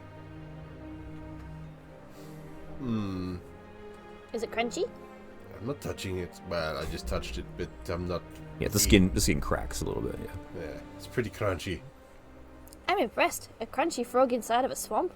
With all of this humidity and moisture? Yeah. It is a question. Yes. Anyway. That's Night, my question Toad. of the physics of this game. Do you just close the door? Yeah. I'll wave at him and bye, Toad, and close it, and let's continue on our journey. All right. Is there anything else interesting in there, or just cookware, spices, old fish bones, the mummified toad, and a bunch of decaying silk cushions. Yes. I think someone perhaps passed away and no one took residence of their house. Yes. We must continue on to the hag, where we can boop said hag and. All right. Traveling along, you hear lots of activity coming from the inside of this building here, and as you guys approach, you hear shh, shh, shh. I'm gonna zoom up and then go to the top of the door frame and then look in over from the top of the door frame. You see frogs will sort of just quiet looking at the door frame. They see it, like, huh? And then one of them goes, hey! And closes the curtain across the front.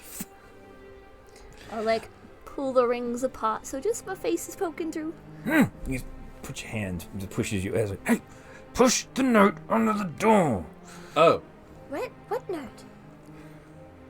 Oh, a note. I have a note. You This have a one. note? Yeah.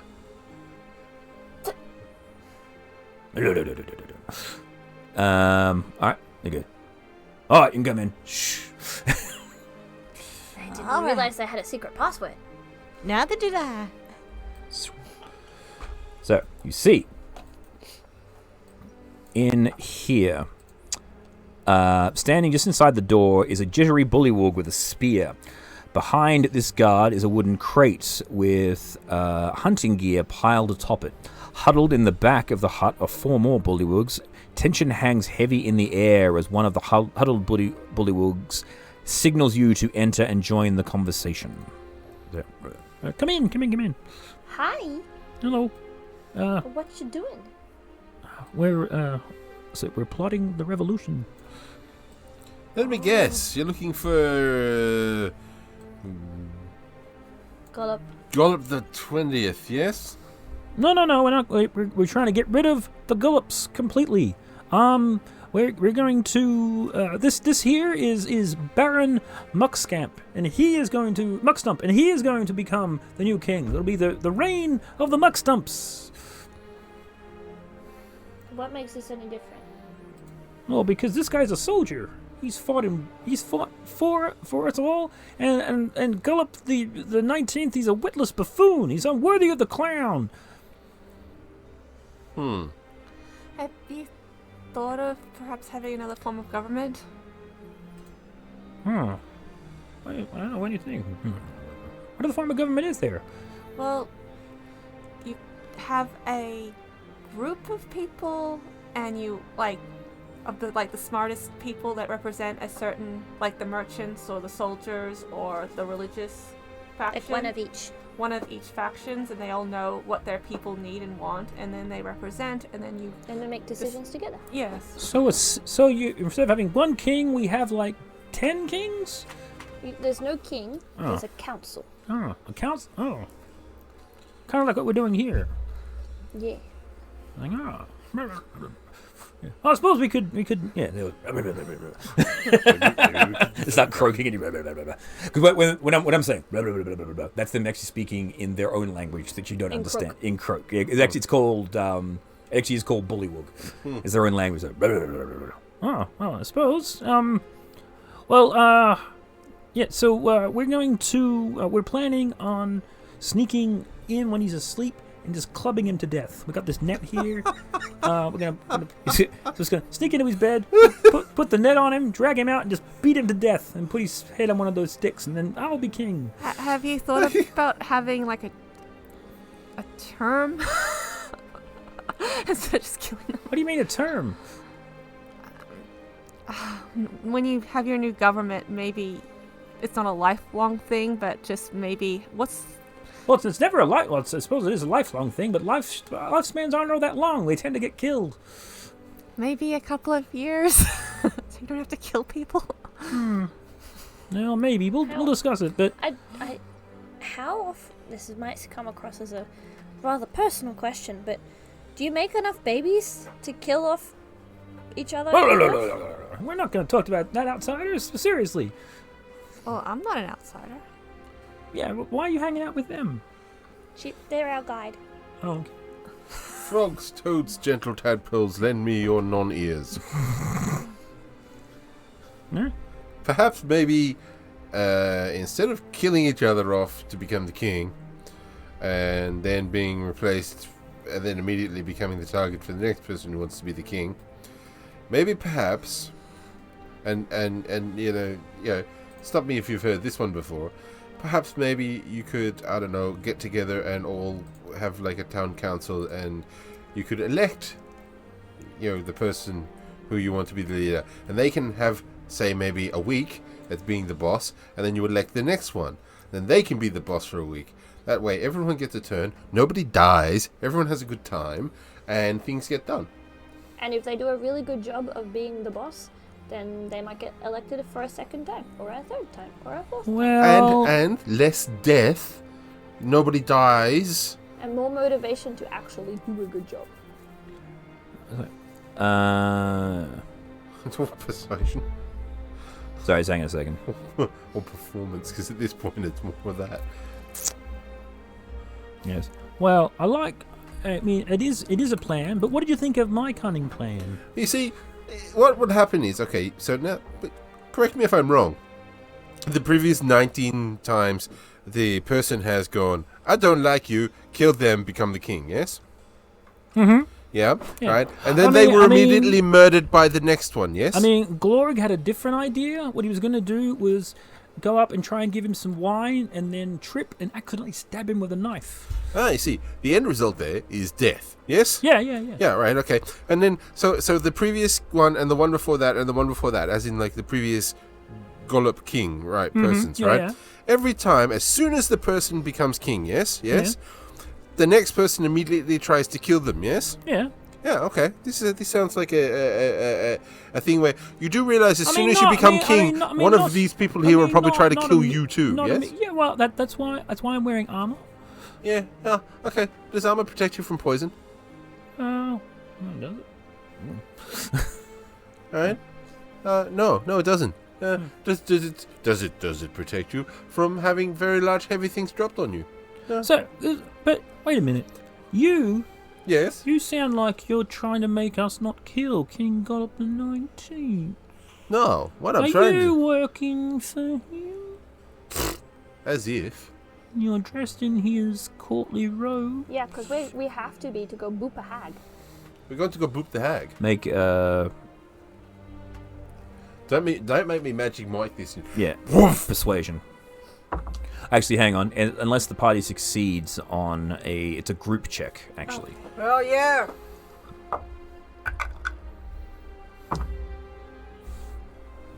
Well, that's 16. 25. 14. Mm-hmm. Oh, 21. 21. All right. It's I like, have no, sorry, it wasn't. I did wrong one. Persuasion is +8. I rolled a 9. 17. Yes. Okay. Well, I mean, it doesn't matter because the coup is going ahead. So, are you going to help us or not? We've got to go boop the hag. She's a bigger problem.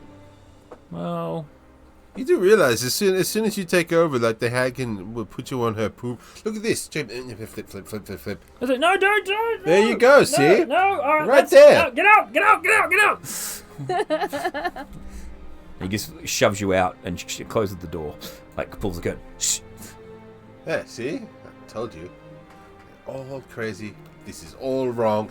Nothing is right. Kegra is angry. And oh, look! As you're walking down, you see a giant frog. Even bigger, like a frog twice the size of you. And as you get closer, it goes, bleh, and spits out a bullywog. And it's covered in slime.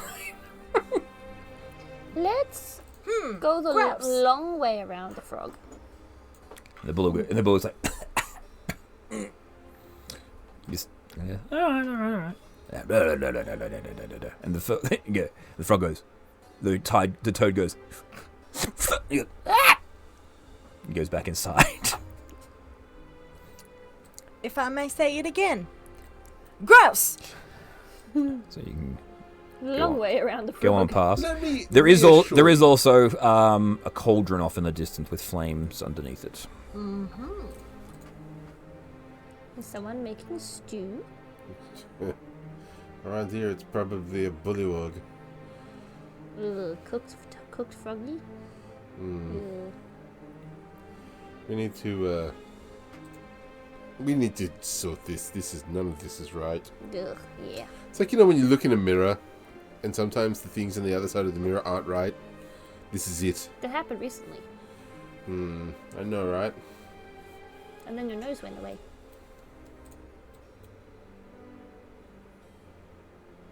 Well, this is me. That's me out. This is me here. I'm just me. Yes. Yeah. Shall Right. we? I think I smell like cotton candy here, though.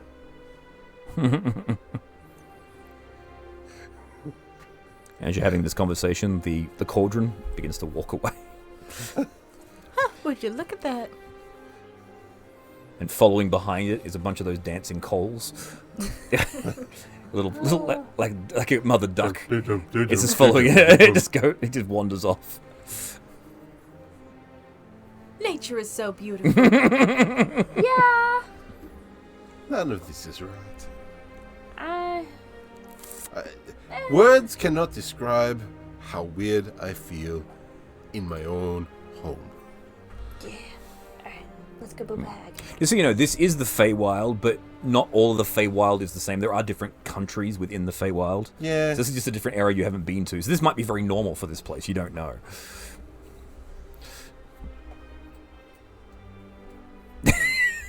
Moving on. Moving All right. on. Yeah. You approach a guard tower, and a couple of guards. You go, hey there. Hello. Hello. Which way to the hag's house, please? It's probably the best way along this. He points to the rope. Oh, okay. Yeah. Or you can leapwog. Well, I don't think all of us are going to be able to do that. Well, yeah, there's the lily pads. You can jump there, get to them, or yeah. So, I'm happy going up the rope, but others may not be. I don't think my dex is high enough to go on the rope. It's dex or strength either way. So Okay, you'd then be that's fine. fine. With it. Yeah, it'd be like so. Sorry. Yeah. Acrobatics? Yeah. So you can do athletics, you can fly, and Jackie can. If you want Jackie, you can just because you're got your frog form, you can just leapfrog over and take the stairs.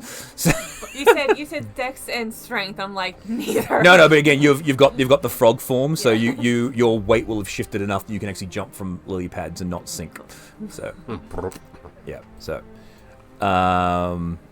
Scarf flies up, and I'm guessing you want to take Jackie. Do you want to take Chester?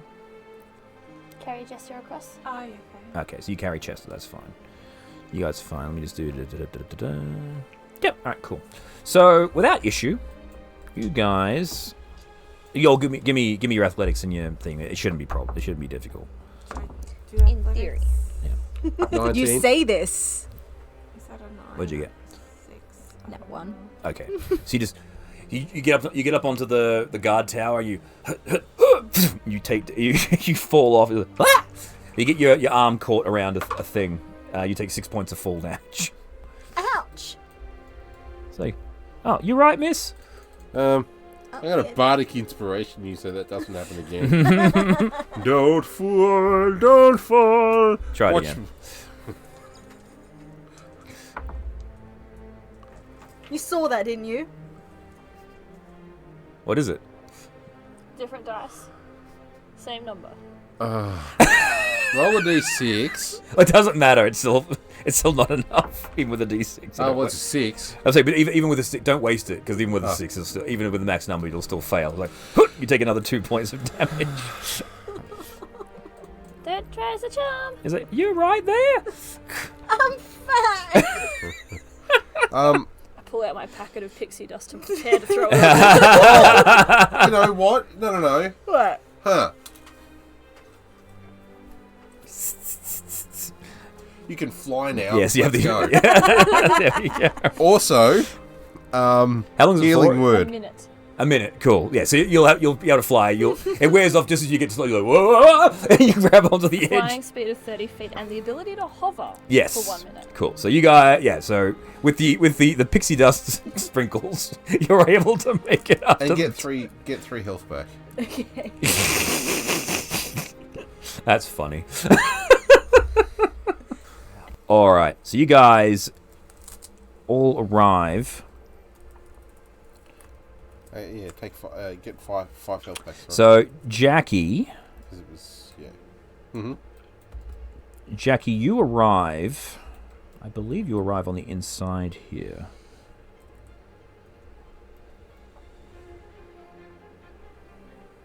Yes. So Jackie, you climb up the stairs and you come up. Looking.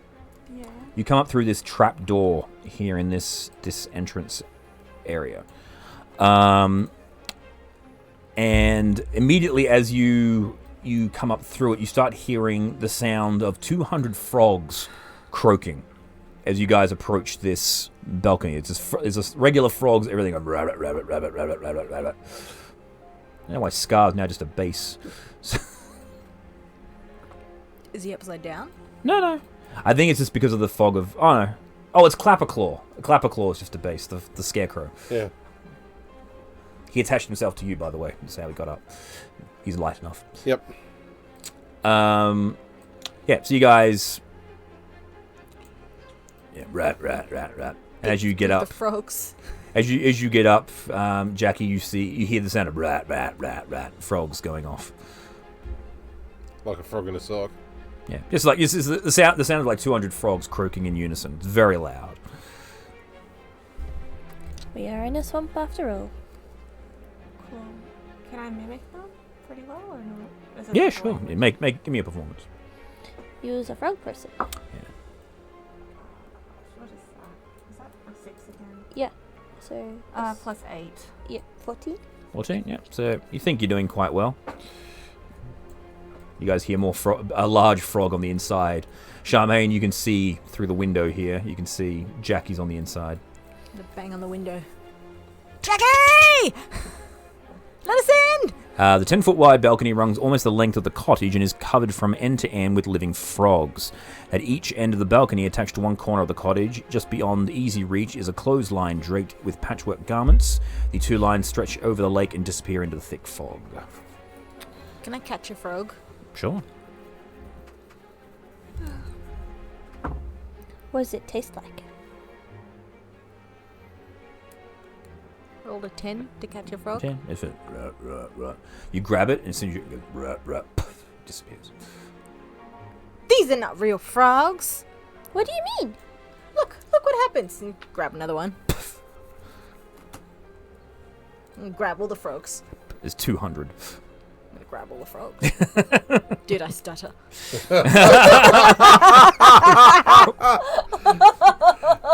Kegara's just gonna sit back and strumming a thing. And then Wow. she grabbed the many frogs.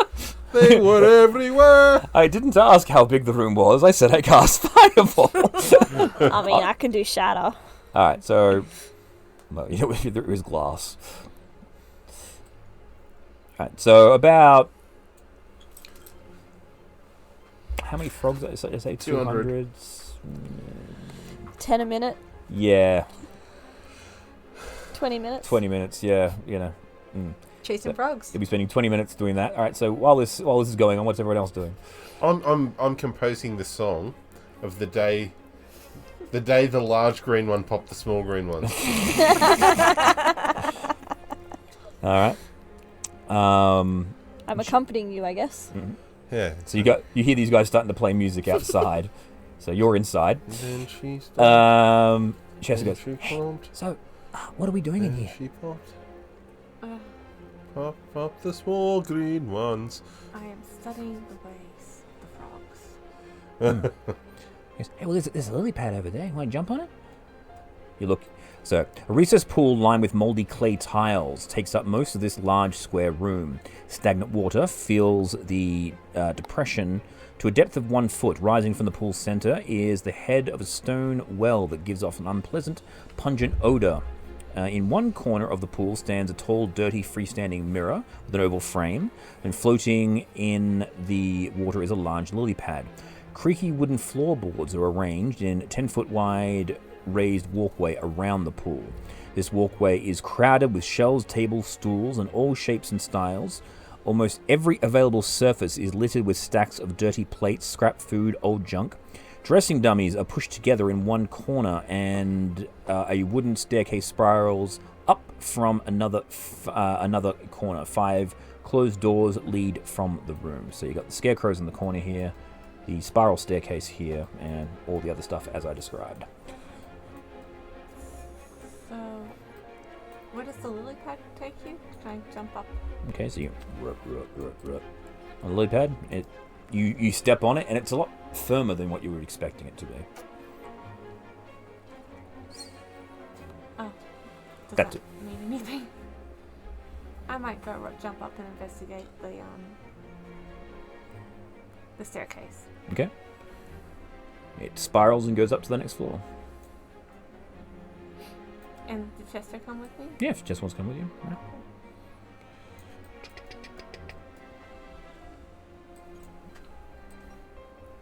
Second floor. That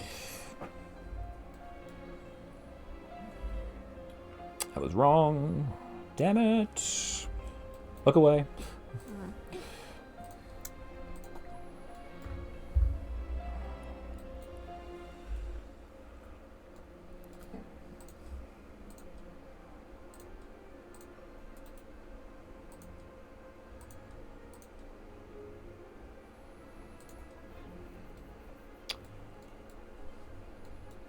Alrighty. So you and Chester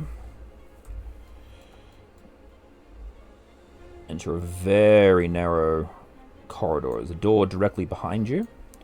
And lined along this staircase, along this passageway, is a mirror to your immediate right, 2 doors, and then lots of pictures of different things down the side. And the staircase continues up again as well. You hear chattering coming from the door closest to you. Can I listen to the chatter? Sure, you're saying, Oh, I'm so glad you've come to visit. Oh, yeah. You ever seen my book anyway, have you? I said, no. that's as much as you get. The walls of the dank hallway are covered in scores of portraits depicting a grumpy, sad, frightened, and angry people. That's what the pictures are. There's humans, elves, halflings, bullywugs, goblins, among others. They're rendered in a variety of mediums, including paintings, etchings, and sketches, all displaying gaudy, gilded faces. So they're all just... And then the one mirror. Is this mirror significant? Should I check it out? It's stuck to the wall. You can't move it. That's as much I'm saying. It exists. It says to say that it's there, so I tell you that it's there. Yeah, you can see that's the grey bit there. Maybe I'll go to the next room. To the words. Next floor. Do you want to go up or do you want to go into the room? Speak up. Okay, the room without the people. Okay, well, there's 2 rooms without the people. There's one that goes right and one that goes left. I'll do the one with the chairs in it. That's the room where the people are. Oh, okay, I'll do the other. Okay. Right, top or bottom? Which one? Top. Top. All right. But I'll just peek in. Well, maybe I'll ask Chester to look in. He can disappear. Chester can't open doors. Once you open the door, it's very loud. Yeah. I love this. The mirror's frame is stuck to the wall with sovereign glue. It's one of those things that you can't move it. Unless you have the specific glue remover. Sovereign glue is a magic item. It's a glue that sets in a minute. It can only be dissolved with a specific item called universal solvent or a wish spell. It's the only 2 ways to get rid of sovereign glue. Nice. So this is super duper ultra mega glue. Plot glue. Plot glue. Yeah, it's basically when they don't want you to take something from a specific place, they stick it there with sovereign glue. And it's basically just fuck you. Can't. This is not for you. Yeah, yes. It's basically the writer saying fuck you. You can't have it.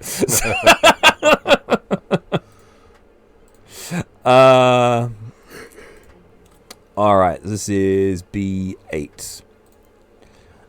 This dusty, uncluttered room. Several shadow boxes hang on the wall either side of a modest bed with mouldering linens. Most of the shadow boxes contain mummified pixies pinned to the boards like a collection of butterflies. The glass one on the shadow boxes has been broken and the contents are missing. This is not a good person. And Chester's like, Oh, don't like that. You're like my mum. Your mom? pixies are pinned like butterflies. Oh, not good. Mm-hmm. Well, I might just get out of the room and Okay, door ahead if you want to go there. Yeah.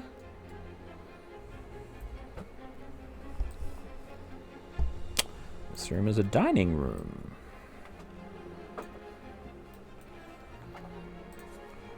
Uh, 16. This room has 2 exits. Above each door mounted on a wooden plaque. Above each door mounted on a wooden plaque is a severed goblin head with its mouth agape. Other furnishings include sideboard, 2 cupboards, a door made of wood-framed glass, and a large banquet table covered with plates of half-eaten food and a swarm of feasting flies. The chandelier hangs above the table. Its tallow candles filling the room with dim flickering light. 6 mismatched chairs flank the table, 3 chairs per side.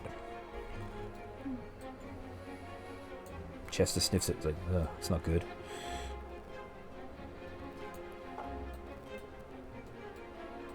This door leads to the outside. You can see the glass. Oh, I'll just look outside. Mm-hmm. You see cloud. Lots and lots of cloud. Cool.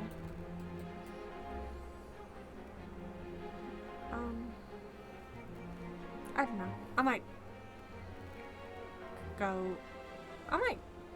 might just go back.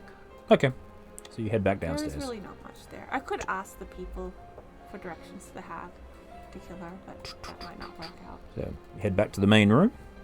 You still hear them singing their song.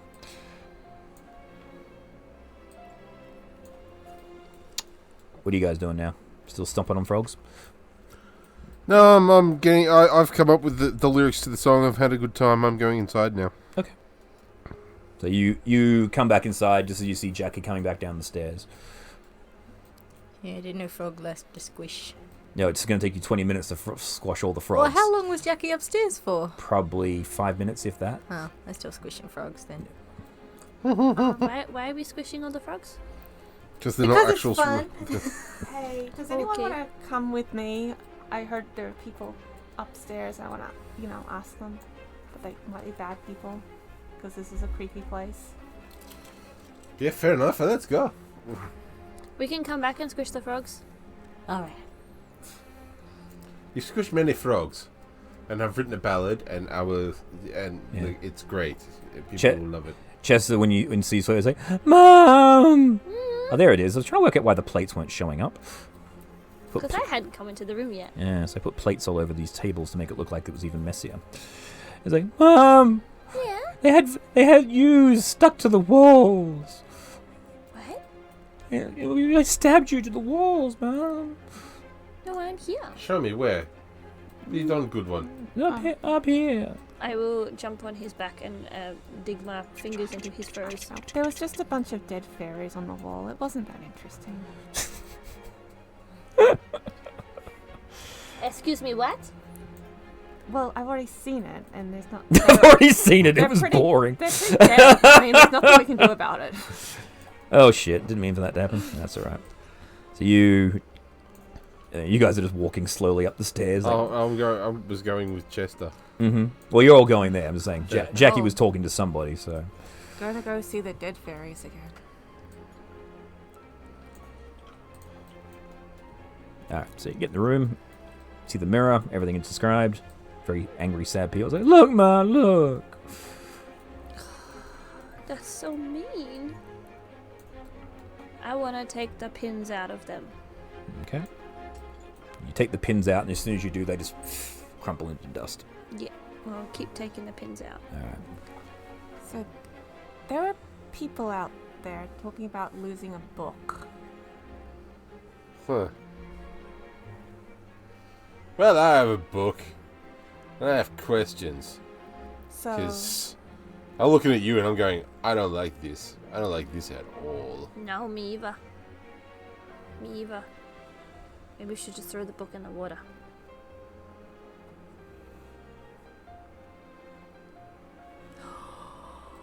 What if we write her name in the book? Do we have the means to write? I have a calligraphy set Oh. in my backpack which you're carrying for me. Flip to the end of the thing. In my most florid handwriting, beautifully illuminated, like Belova. yeah. And we should also put in, what the little scarecrow dude. Click-a-clack. How do you spell the hag's name? We've got to write it correctly in her book. Granny Nightshade. Oh, the one that lives here. That's Pavlona. Yeah, read that one. Yeah. Oh, the spelling. Spelling. We've got to spell it. He's like, it's kind of hollow up here. Yeah, that's all good. Does it help? No. I thought I was just throw the cobwebs out. Yeah, the cobwebs were keeping... Oh, now I've forgotten. Damn it. Just blew his memories away. That's all good. Close the book up again. Mm-hmm. Put everything away. Now. Charmaine, what were you doing while this is all going on? Following, I suppose. Okay. You see yourself in the mirror as you go past? She's going to peek into the dining room. First she's going to be like, ugh, gross. Scarf's like, ugh. She's going to get a little bit freaked out at the goblin heads mounted on the wall. Mm-hmm. Hold Scarf real close, like, oh, Scarf, this is not a very nice place at all. You're fine. You don't need to breathe. You're fine. I just realised I've taken some injuries here and not done anything about it. Yeah, it's that line. It's that moment from Aladdin when Iago gets stuck in the door. Jafar, I'm stuck.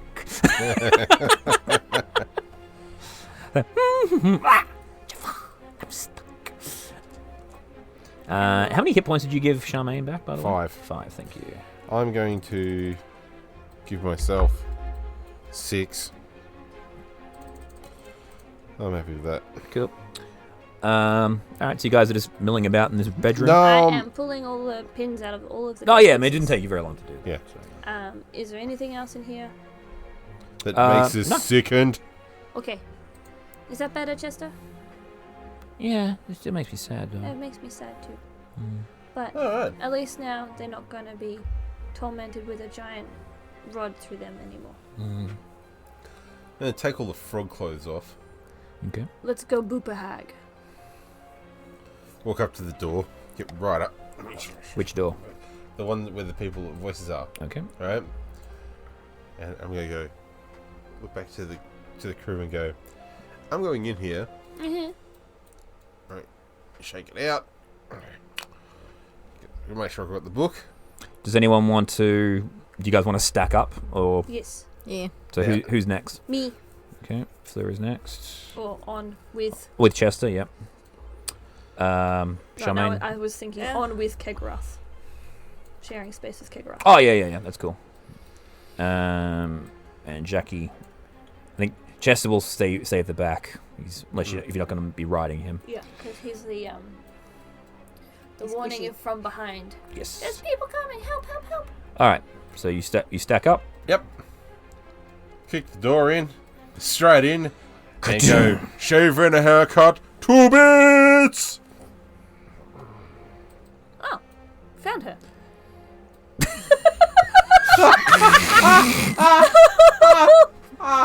Oh, lordy! Alright, I'm going to get the description of this beautiful, beautiful lady. Oh, she's got a little mushroom turtle. Yes, she does have a mushroom turtle.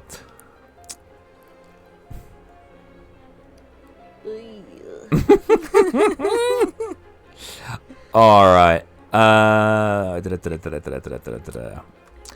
Two creatures are having a conversation over tea in the middle of this room as you burst into the room. Yep. The first figure seated in a time-worn armchair. She is tall, lean woman with a grey complexion. She looks very much like a darkling you've seen before. Mm-hmm.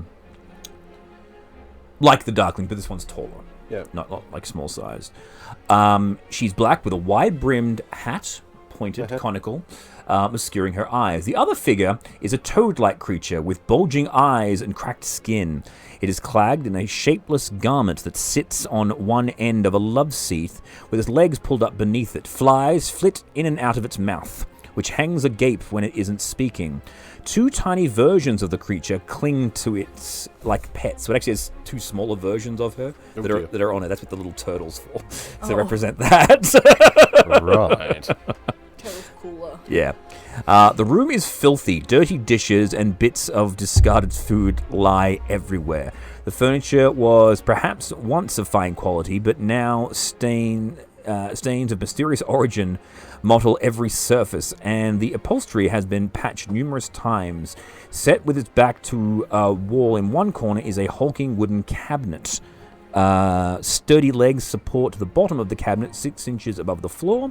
A decrepit wooden staircase climbs up the wall in the other corner. So that's what the staircase there is. That's the cabinet.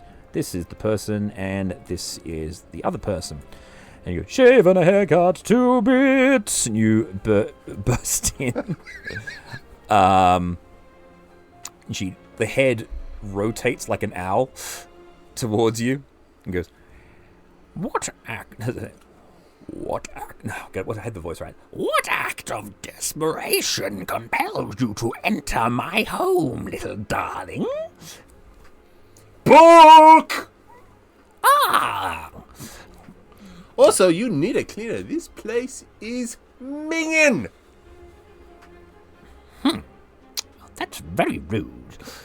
And thank you for the return of my book. I have bought you a gift, your book.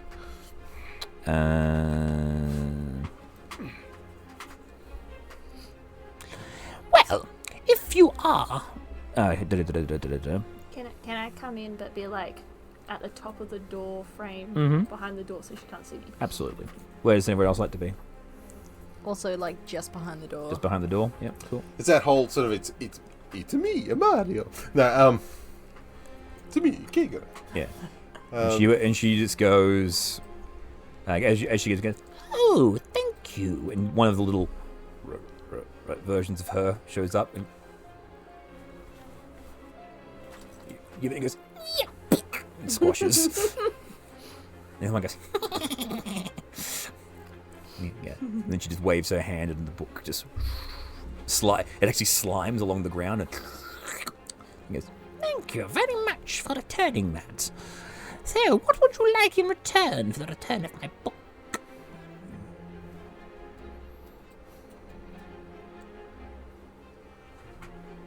I don't want to say.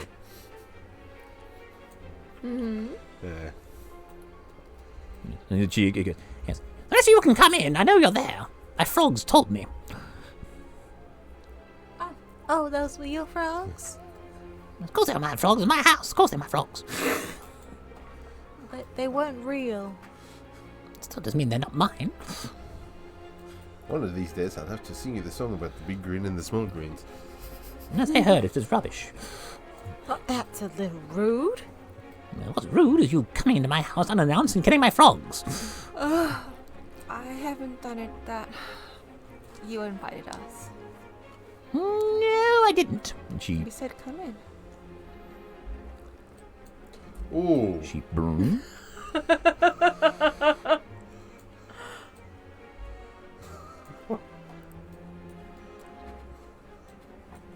You see, she's like frogs out of the chair and just looks at you. And the other one is just got this wicked sharp grin and just keeps sipping tea. Just...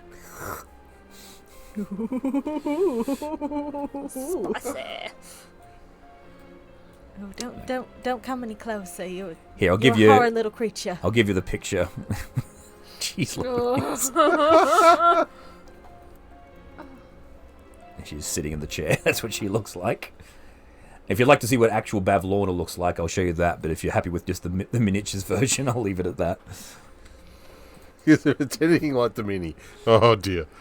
I think I did quite well, if I'm perfectly honest. Yeah, she is terrifying. Given my limited resources that Hero Forge provides, I think I did quite well. The bulging eyes just set it. Yeah. Wait till you see the actual thing. Here it is.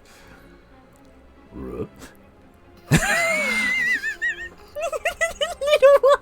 With a little singular tooth.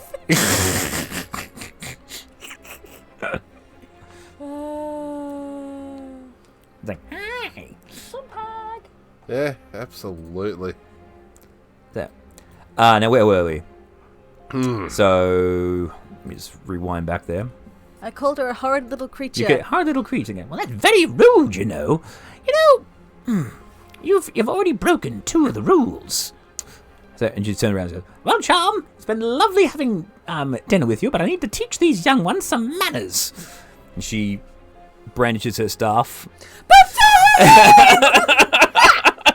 It's like, roll for it. Yes, when you walked into her house and called her a horrid little creature, that's definitely overdoing the Yeah. what's the word for it? The rule of hospitality no longer Hospitality. applies. Oh, well, we're here to kill her Yeah, anyway. you might have all walked in and just shat in her face.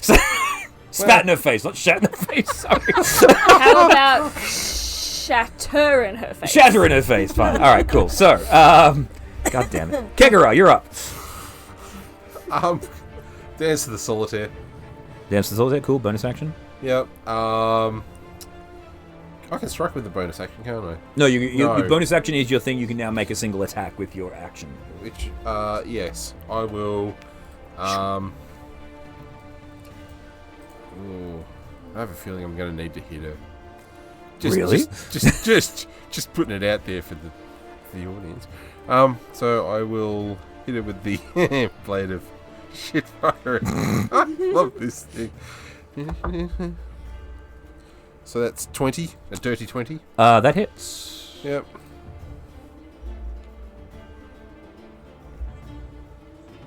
That's what I'm looking for. For 15. 15 damage. Nice.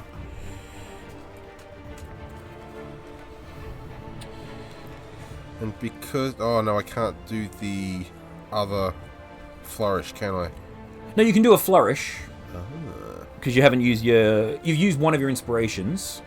Yeah. So you've only got one left for this combat, but you can definitely add a flourish to it if you wish. Yes, I will. And that's a bardic inspiration? That uses the inspiration. You roll the dice, yeah. I will do that. Which one are you using? I will use... I'm guessing defensive, because the other ones don't really apply. Yeah. Verbal pushes her, and slashing will hit the other person. That's one more. One more point? Cool. Mm-hmm. Nice. Fleur! You come screaming in. With my really big stick.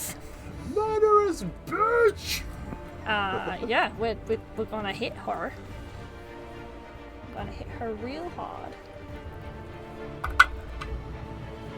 For a... I gotta find my numbers again. 14. 14. Real hard. Cute. That was a hit. Yeah. I was expecting you to say... Oh, nine. 14 to hit. Yes. Oh, no, miss. Sorry. That's what I was expecting you Sorry, to say. sorry. I thought you did 14 damage. I thought you'd, No, that's you'd why rolled I up. was laughing. Ah, right. I thought you'd rolled a really high number. No, So my apologies. You are wrong. Okay. Oh. 16. Okay, so there is one thing here just to...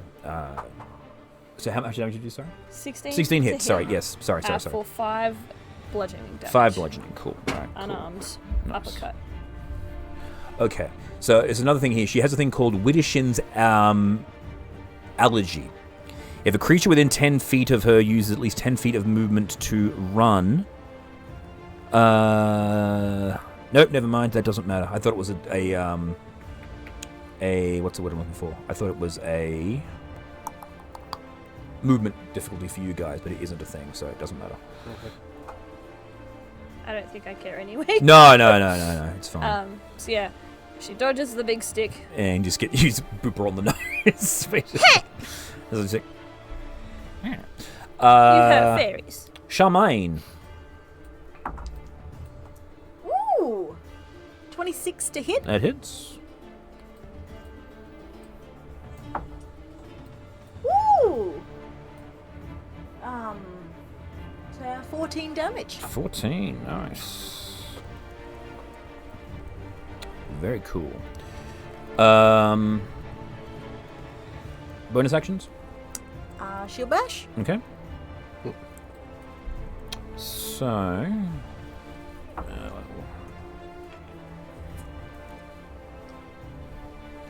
Ooh, that's a 7 athletics. 7 athletics. Oh no, she dodges out of the way of that.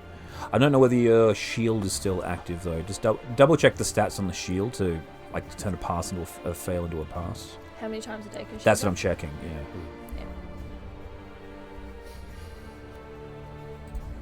She have a better. There it is.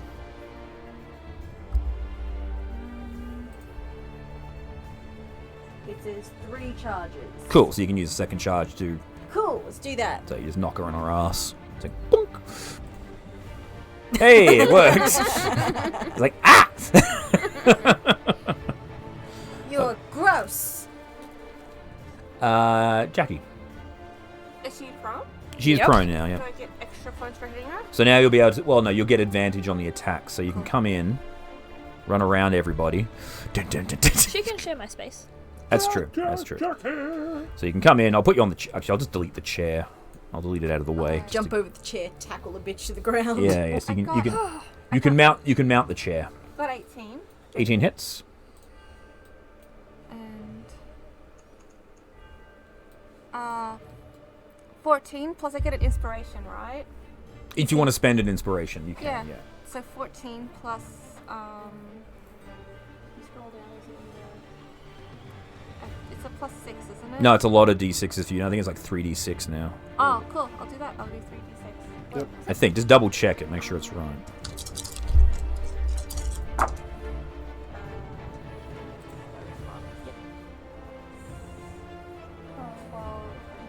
Another... But 15, right? 14. Nice. So 28, right? Yep. Yeah, I've already got it in. It's fine. All right. So the lady who was sipping tea with Bavlorna just she puts the teacup down. She stands up and just. Lovely having dinner. Lovely having tea with you. We'll do it again sometime. And she disappears. The check's out. Bavlorna foot hops up. Half her movements. She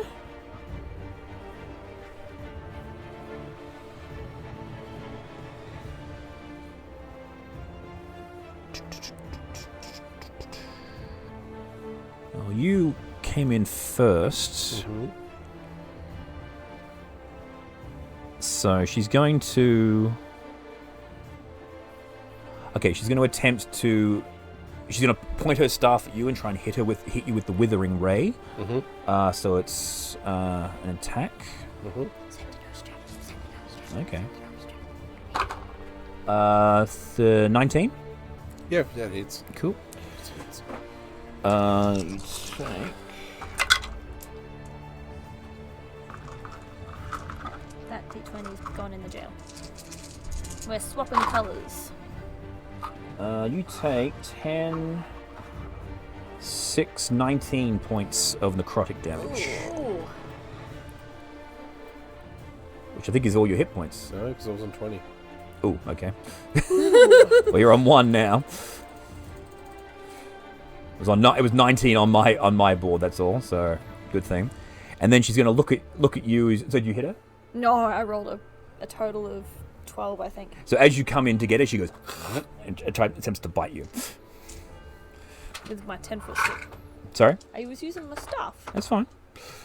Now she can reach me from 10 feet away. Okay, I want you to come and have a look at this, She's got please. really long lips. No, I don't need to. You do. It's a natural 20. I know, but I'm not standing up. Okay, I can't sorry. be bothered. I'm sorry. All right, cool.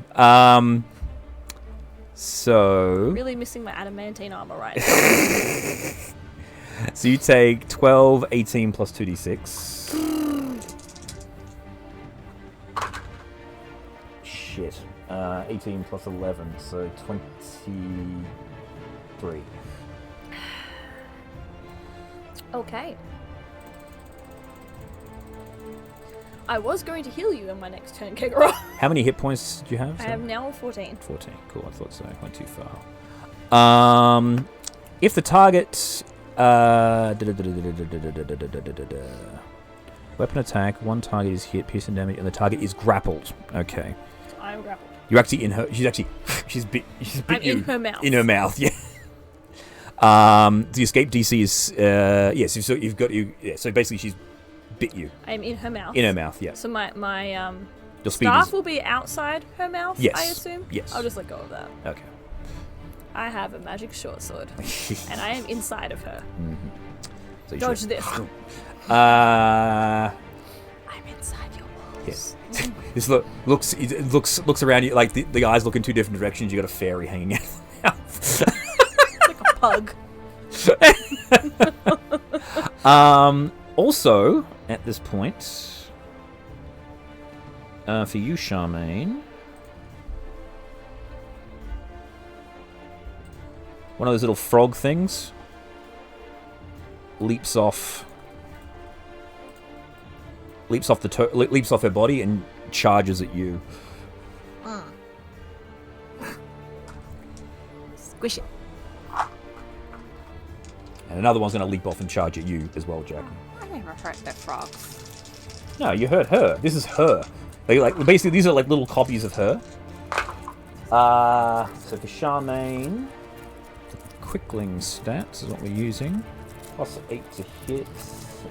11, 16, and 24. 16 and 24 hit. Let me guess. Okay. These are D4 plus 6s.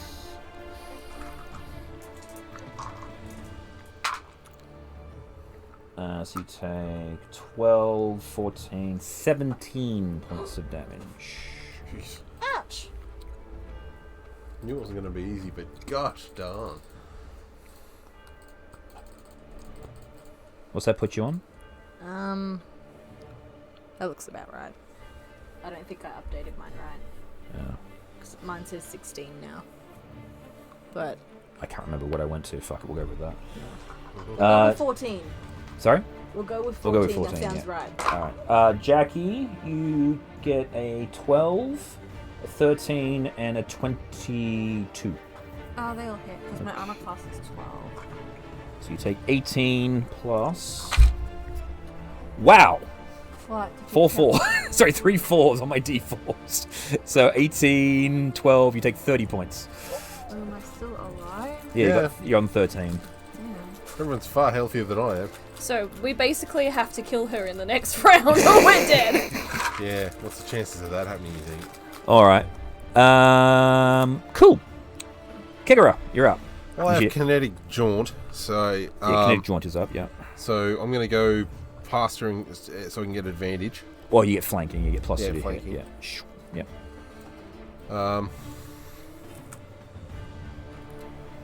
And then I'll start with the blade of shitfuckery. 'Cause it's awesome. 21 Hits.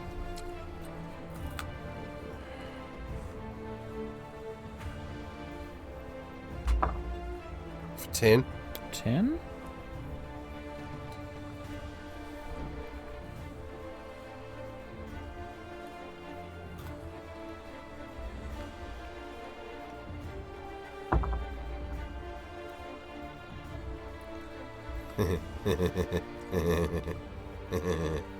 uh, 25. Hits.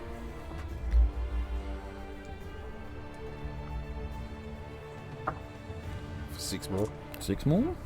It's 1d6 plus. Oh no, plus 2. Sorry. It's 2d6. You get an extra d6. Make that another 3 on top of that. Cool. Do you want to? Oh, you can't flourish anymore. Yeah. No. Use the 2 you had. Actually, I will say if you wanted to, because you were playing a song. Remember, you can use your lute strings to get 1 back. Yep. So you can have 1 more. You can have your inspiration back, the one that you used earlier on. Okay. Just to. Yep. Fair enough. Just to keep it fair. So Probably defensive flourish. Mm-hmm. Oh, that's good. That's 5. 5. Cool. Cute. Fleur, you're up. So you're inside of her mouth, so you can just stab away. Yeah. Am I, for the sake of what's going on, am I completely inside of her mouth? You are just grappled by her. So, like, she's got you by the legs, essentially. Okay. Because in my brain, I'm either inside of her mouth and, like, I can dodge her tongue and I'm, like, not in range of her teeth again. Or I'm in her teeth and I want to get out. You're in her teeth, so she can bite down on you, essentially. Right, yeah. right. So I want to get out. So you want to use your... so go. Athletics or acrobatics, either of the two. Big Clot! Well, the staff was already big. Yeah. So it can't do that. Yeah. And Smolin. It's small and Well, it takes an action. An each action to time, do it, so- yeah. Flaccid. Yeah. Flaccidus. Acrobatics, that's a 19. 19. Get out. Yeah, cool. So that's my action. Mm-hmm. Bonus action.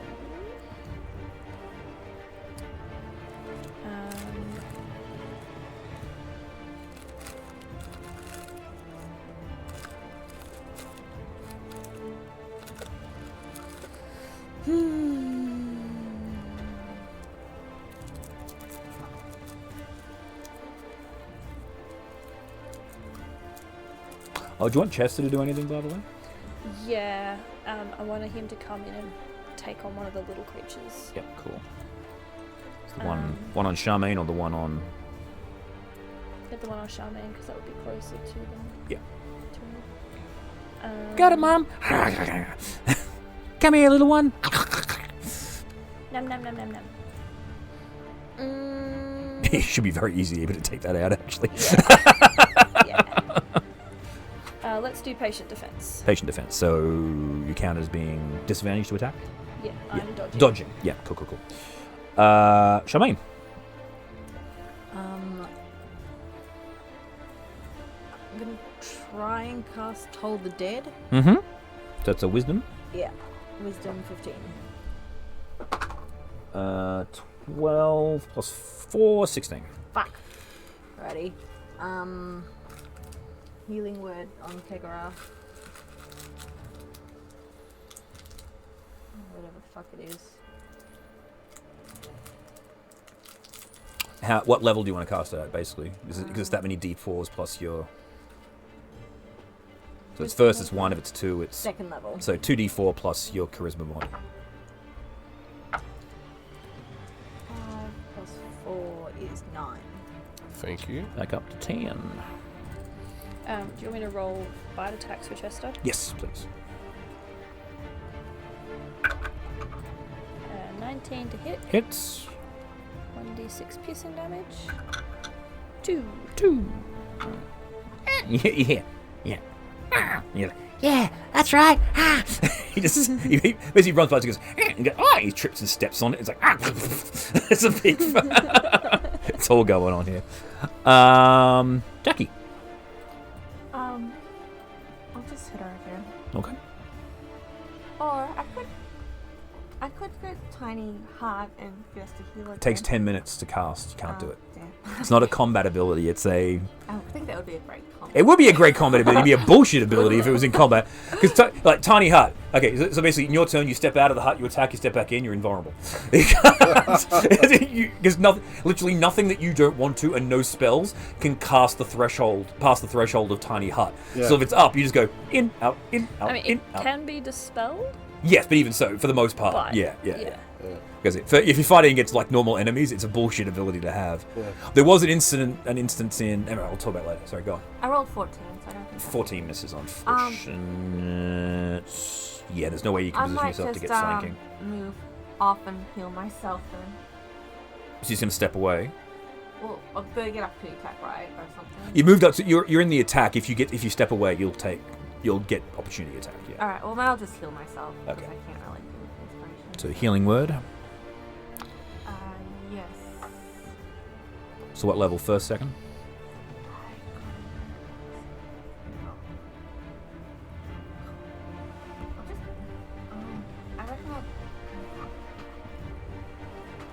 Hey? I will do my third. Or third. So 3d4 plus 5.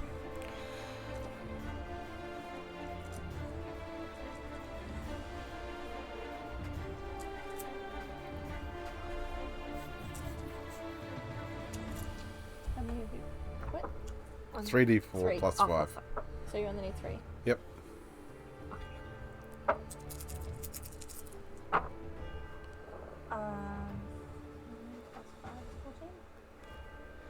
Yeah. 14. 14.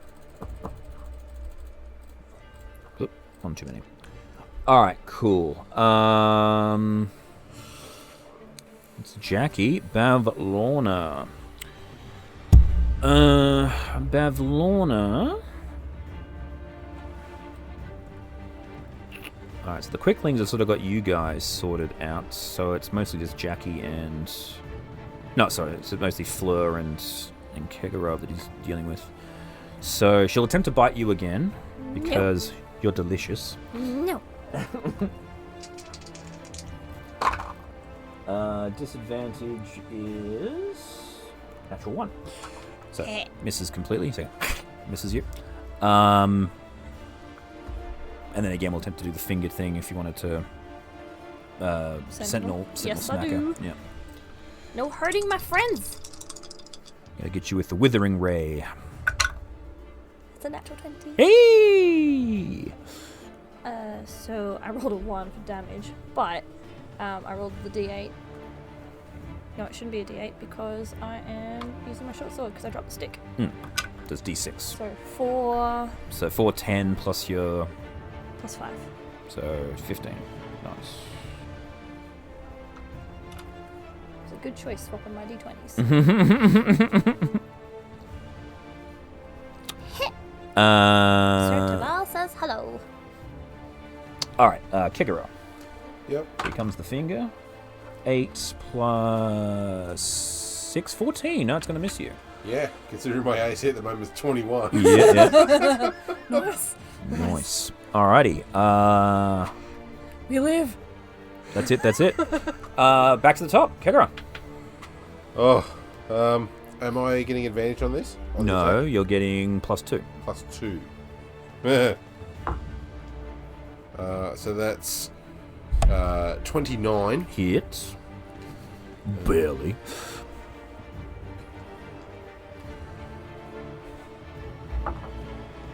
For 14. 14. Describe your killing blow. We live.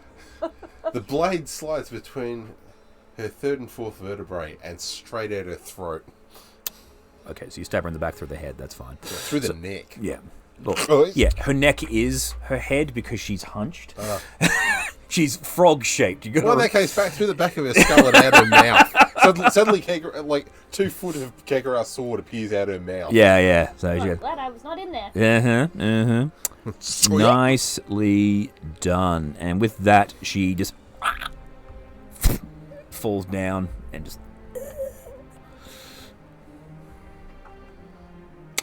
And I guess with that killing blow... Does that kill the little creatures too? Yeah, they just go... And they just disappear. Okay, they ran away.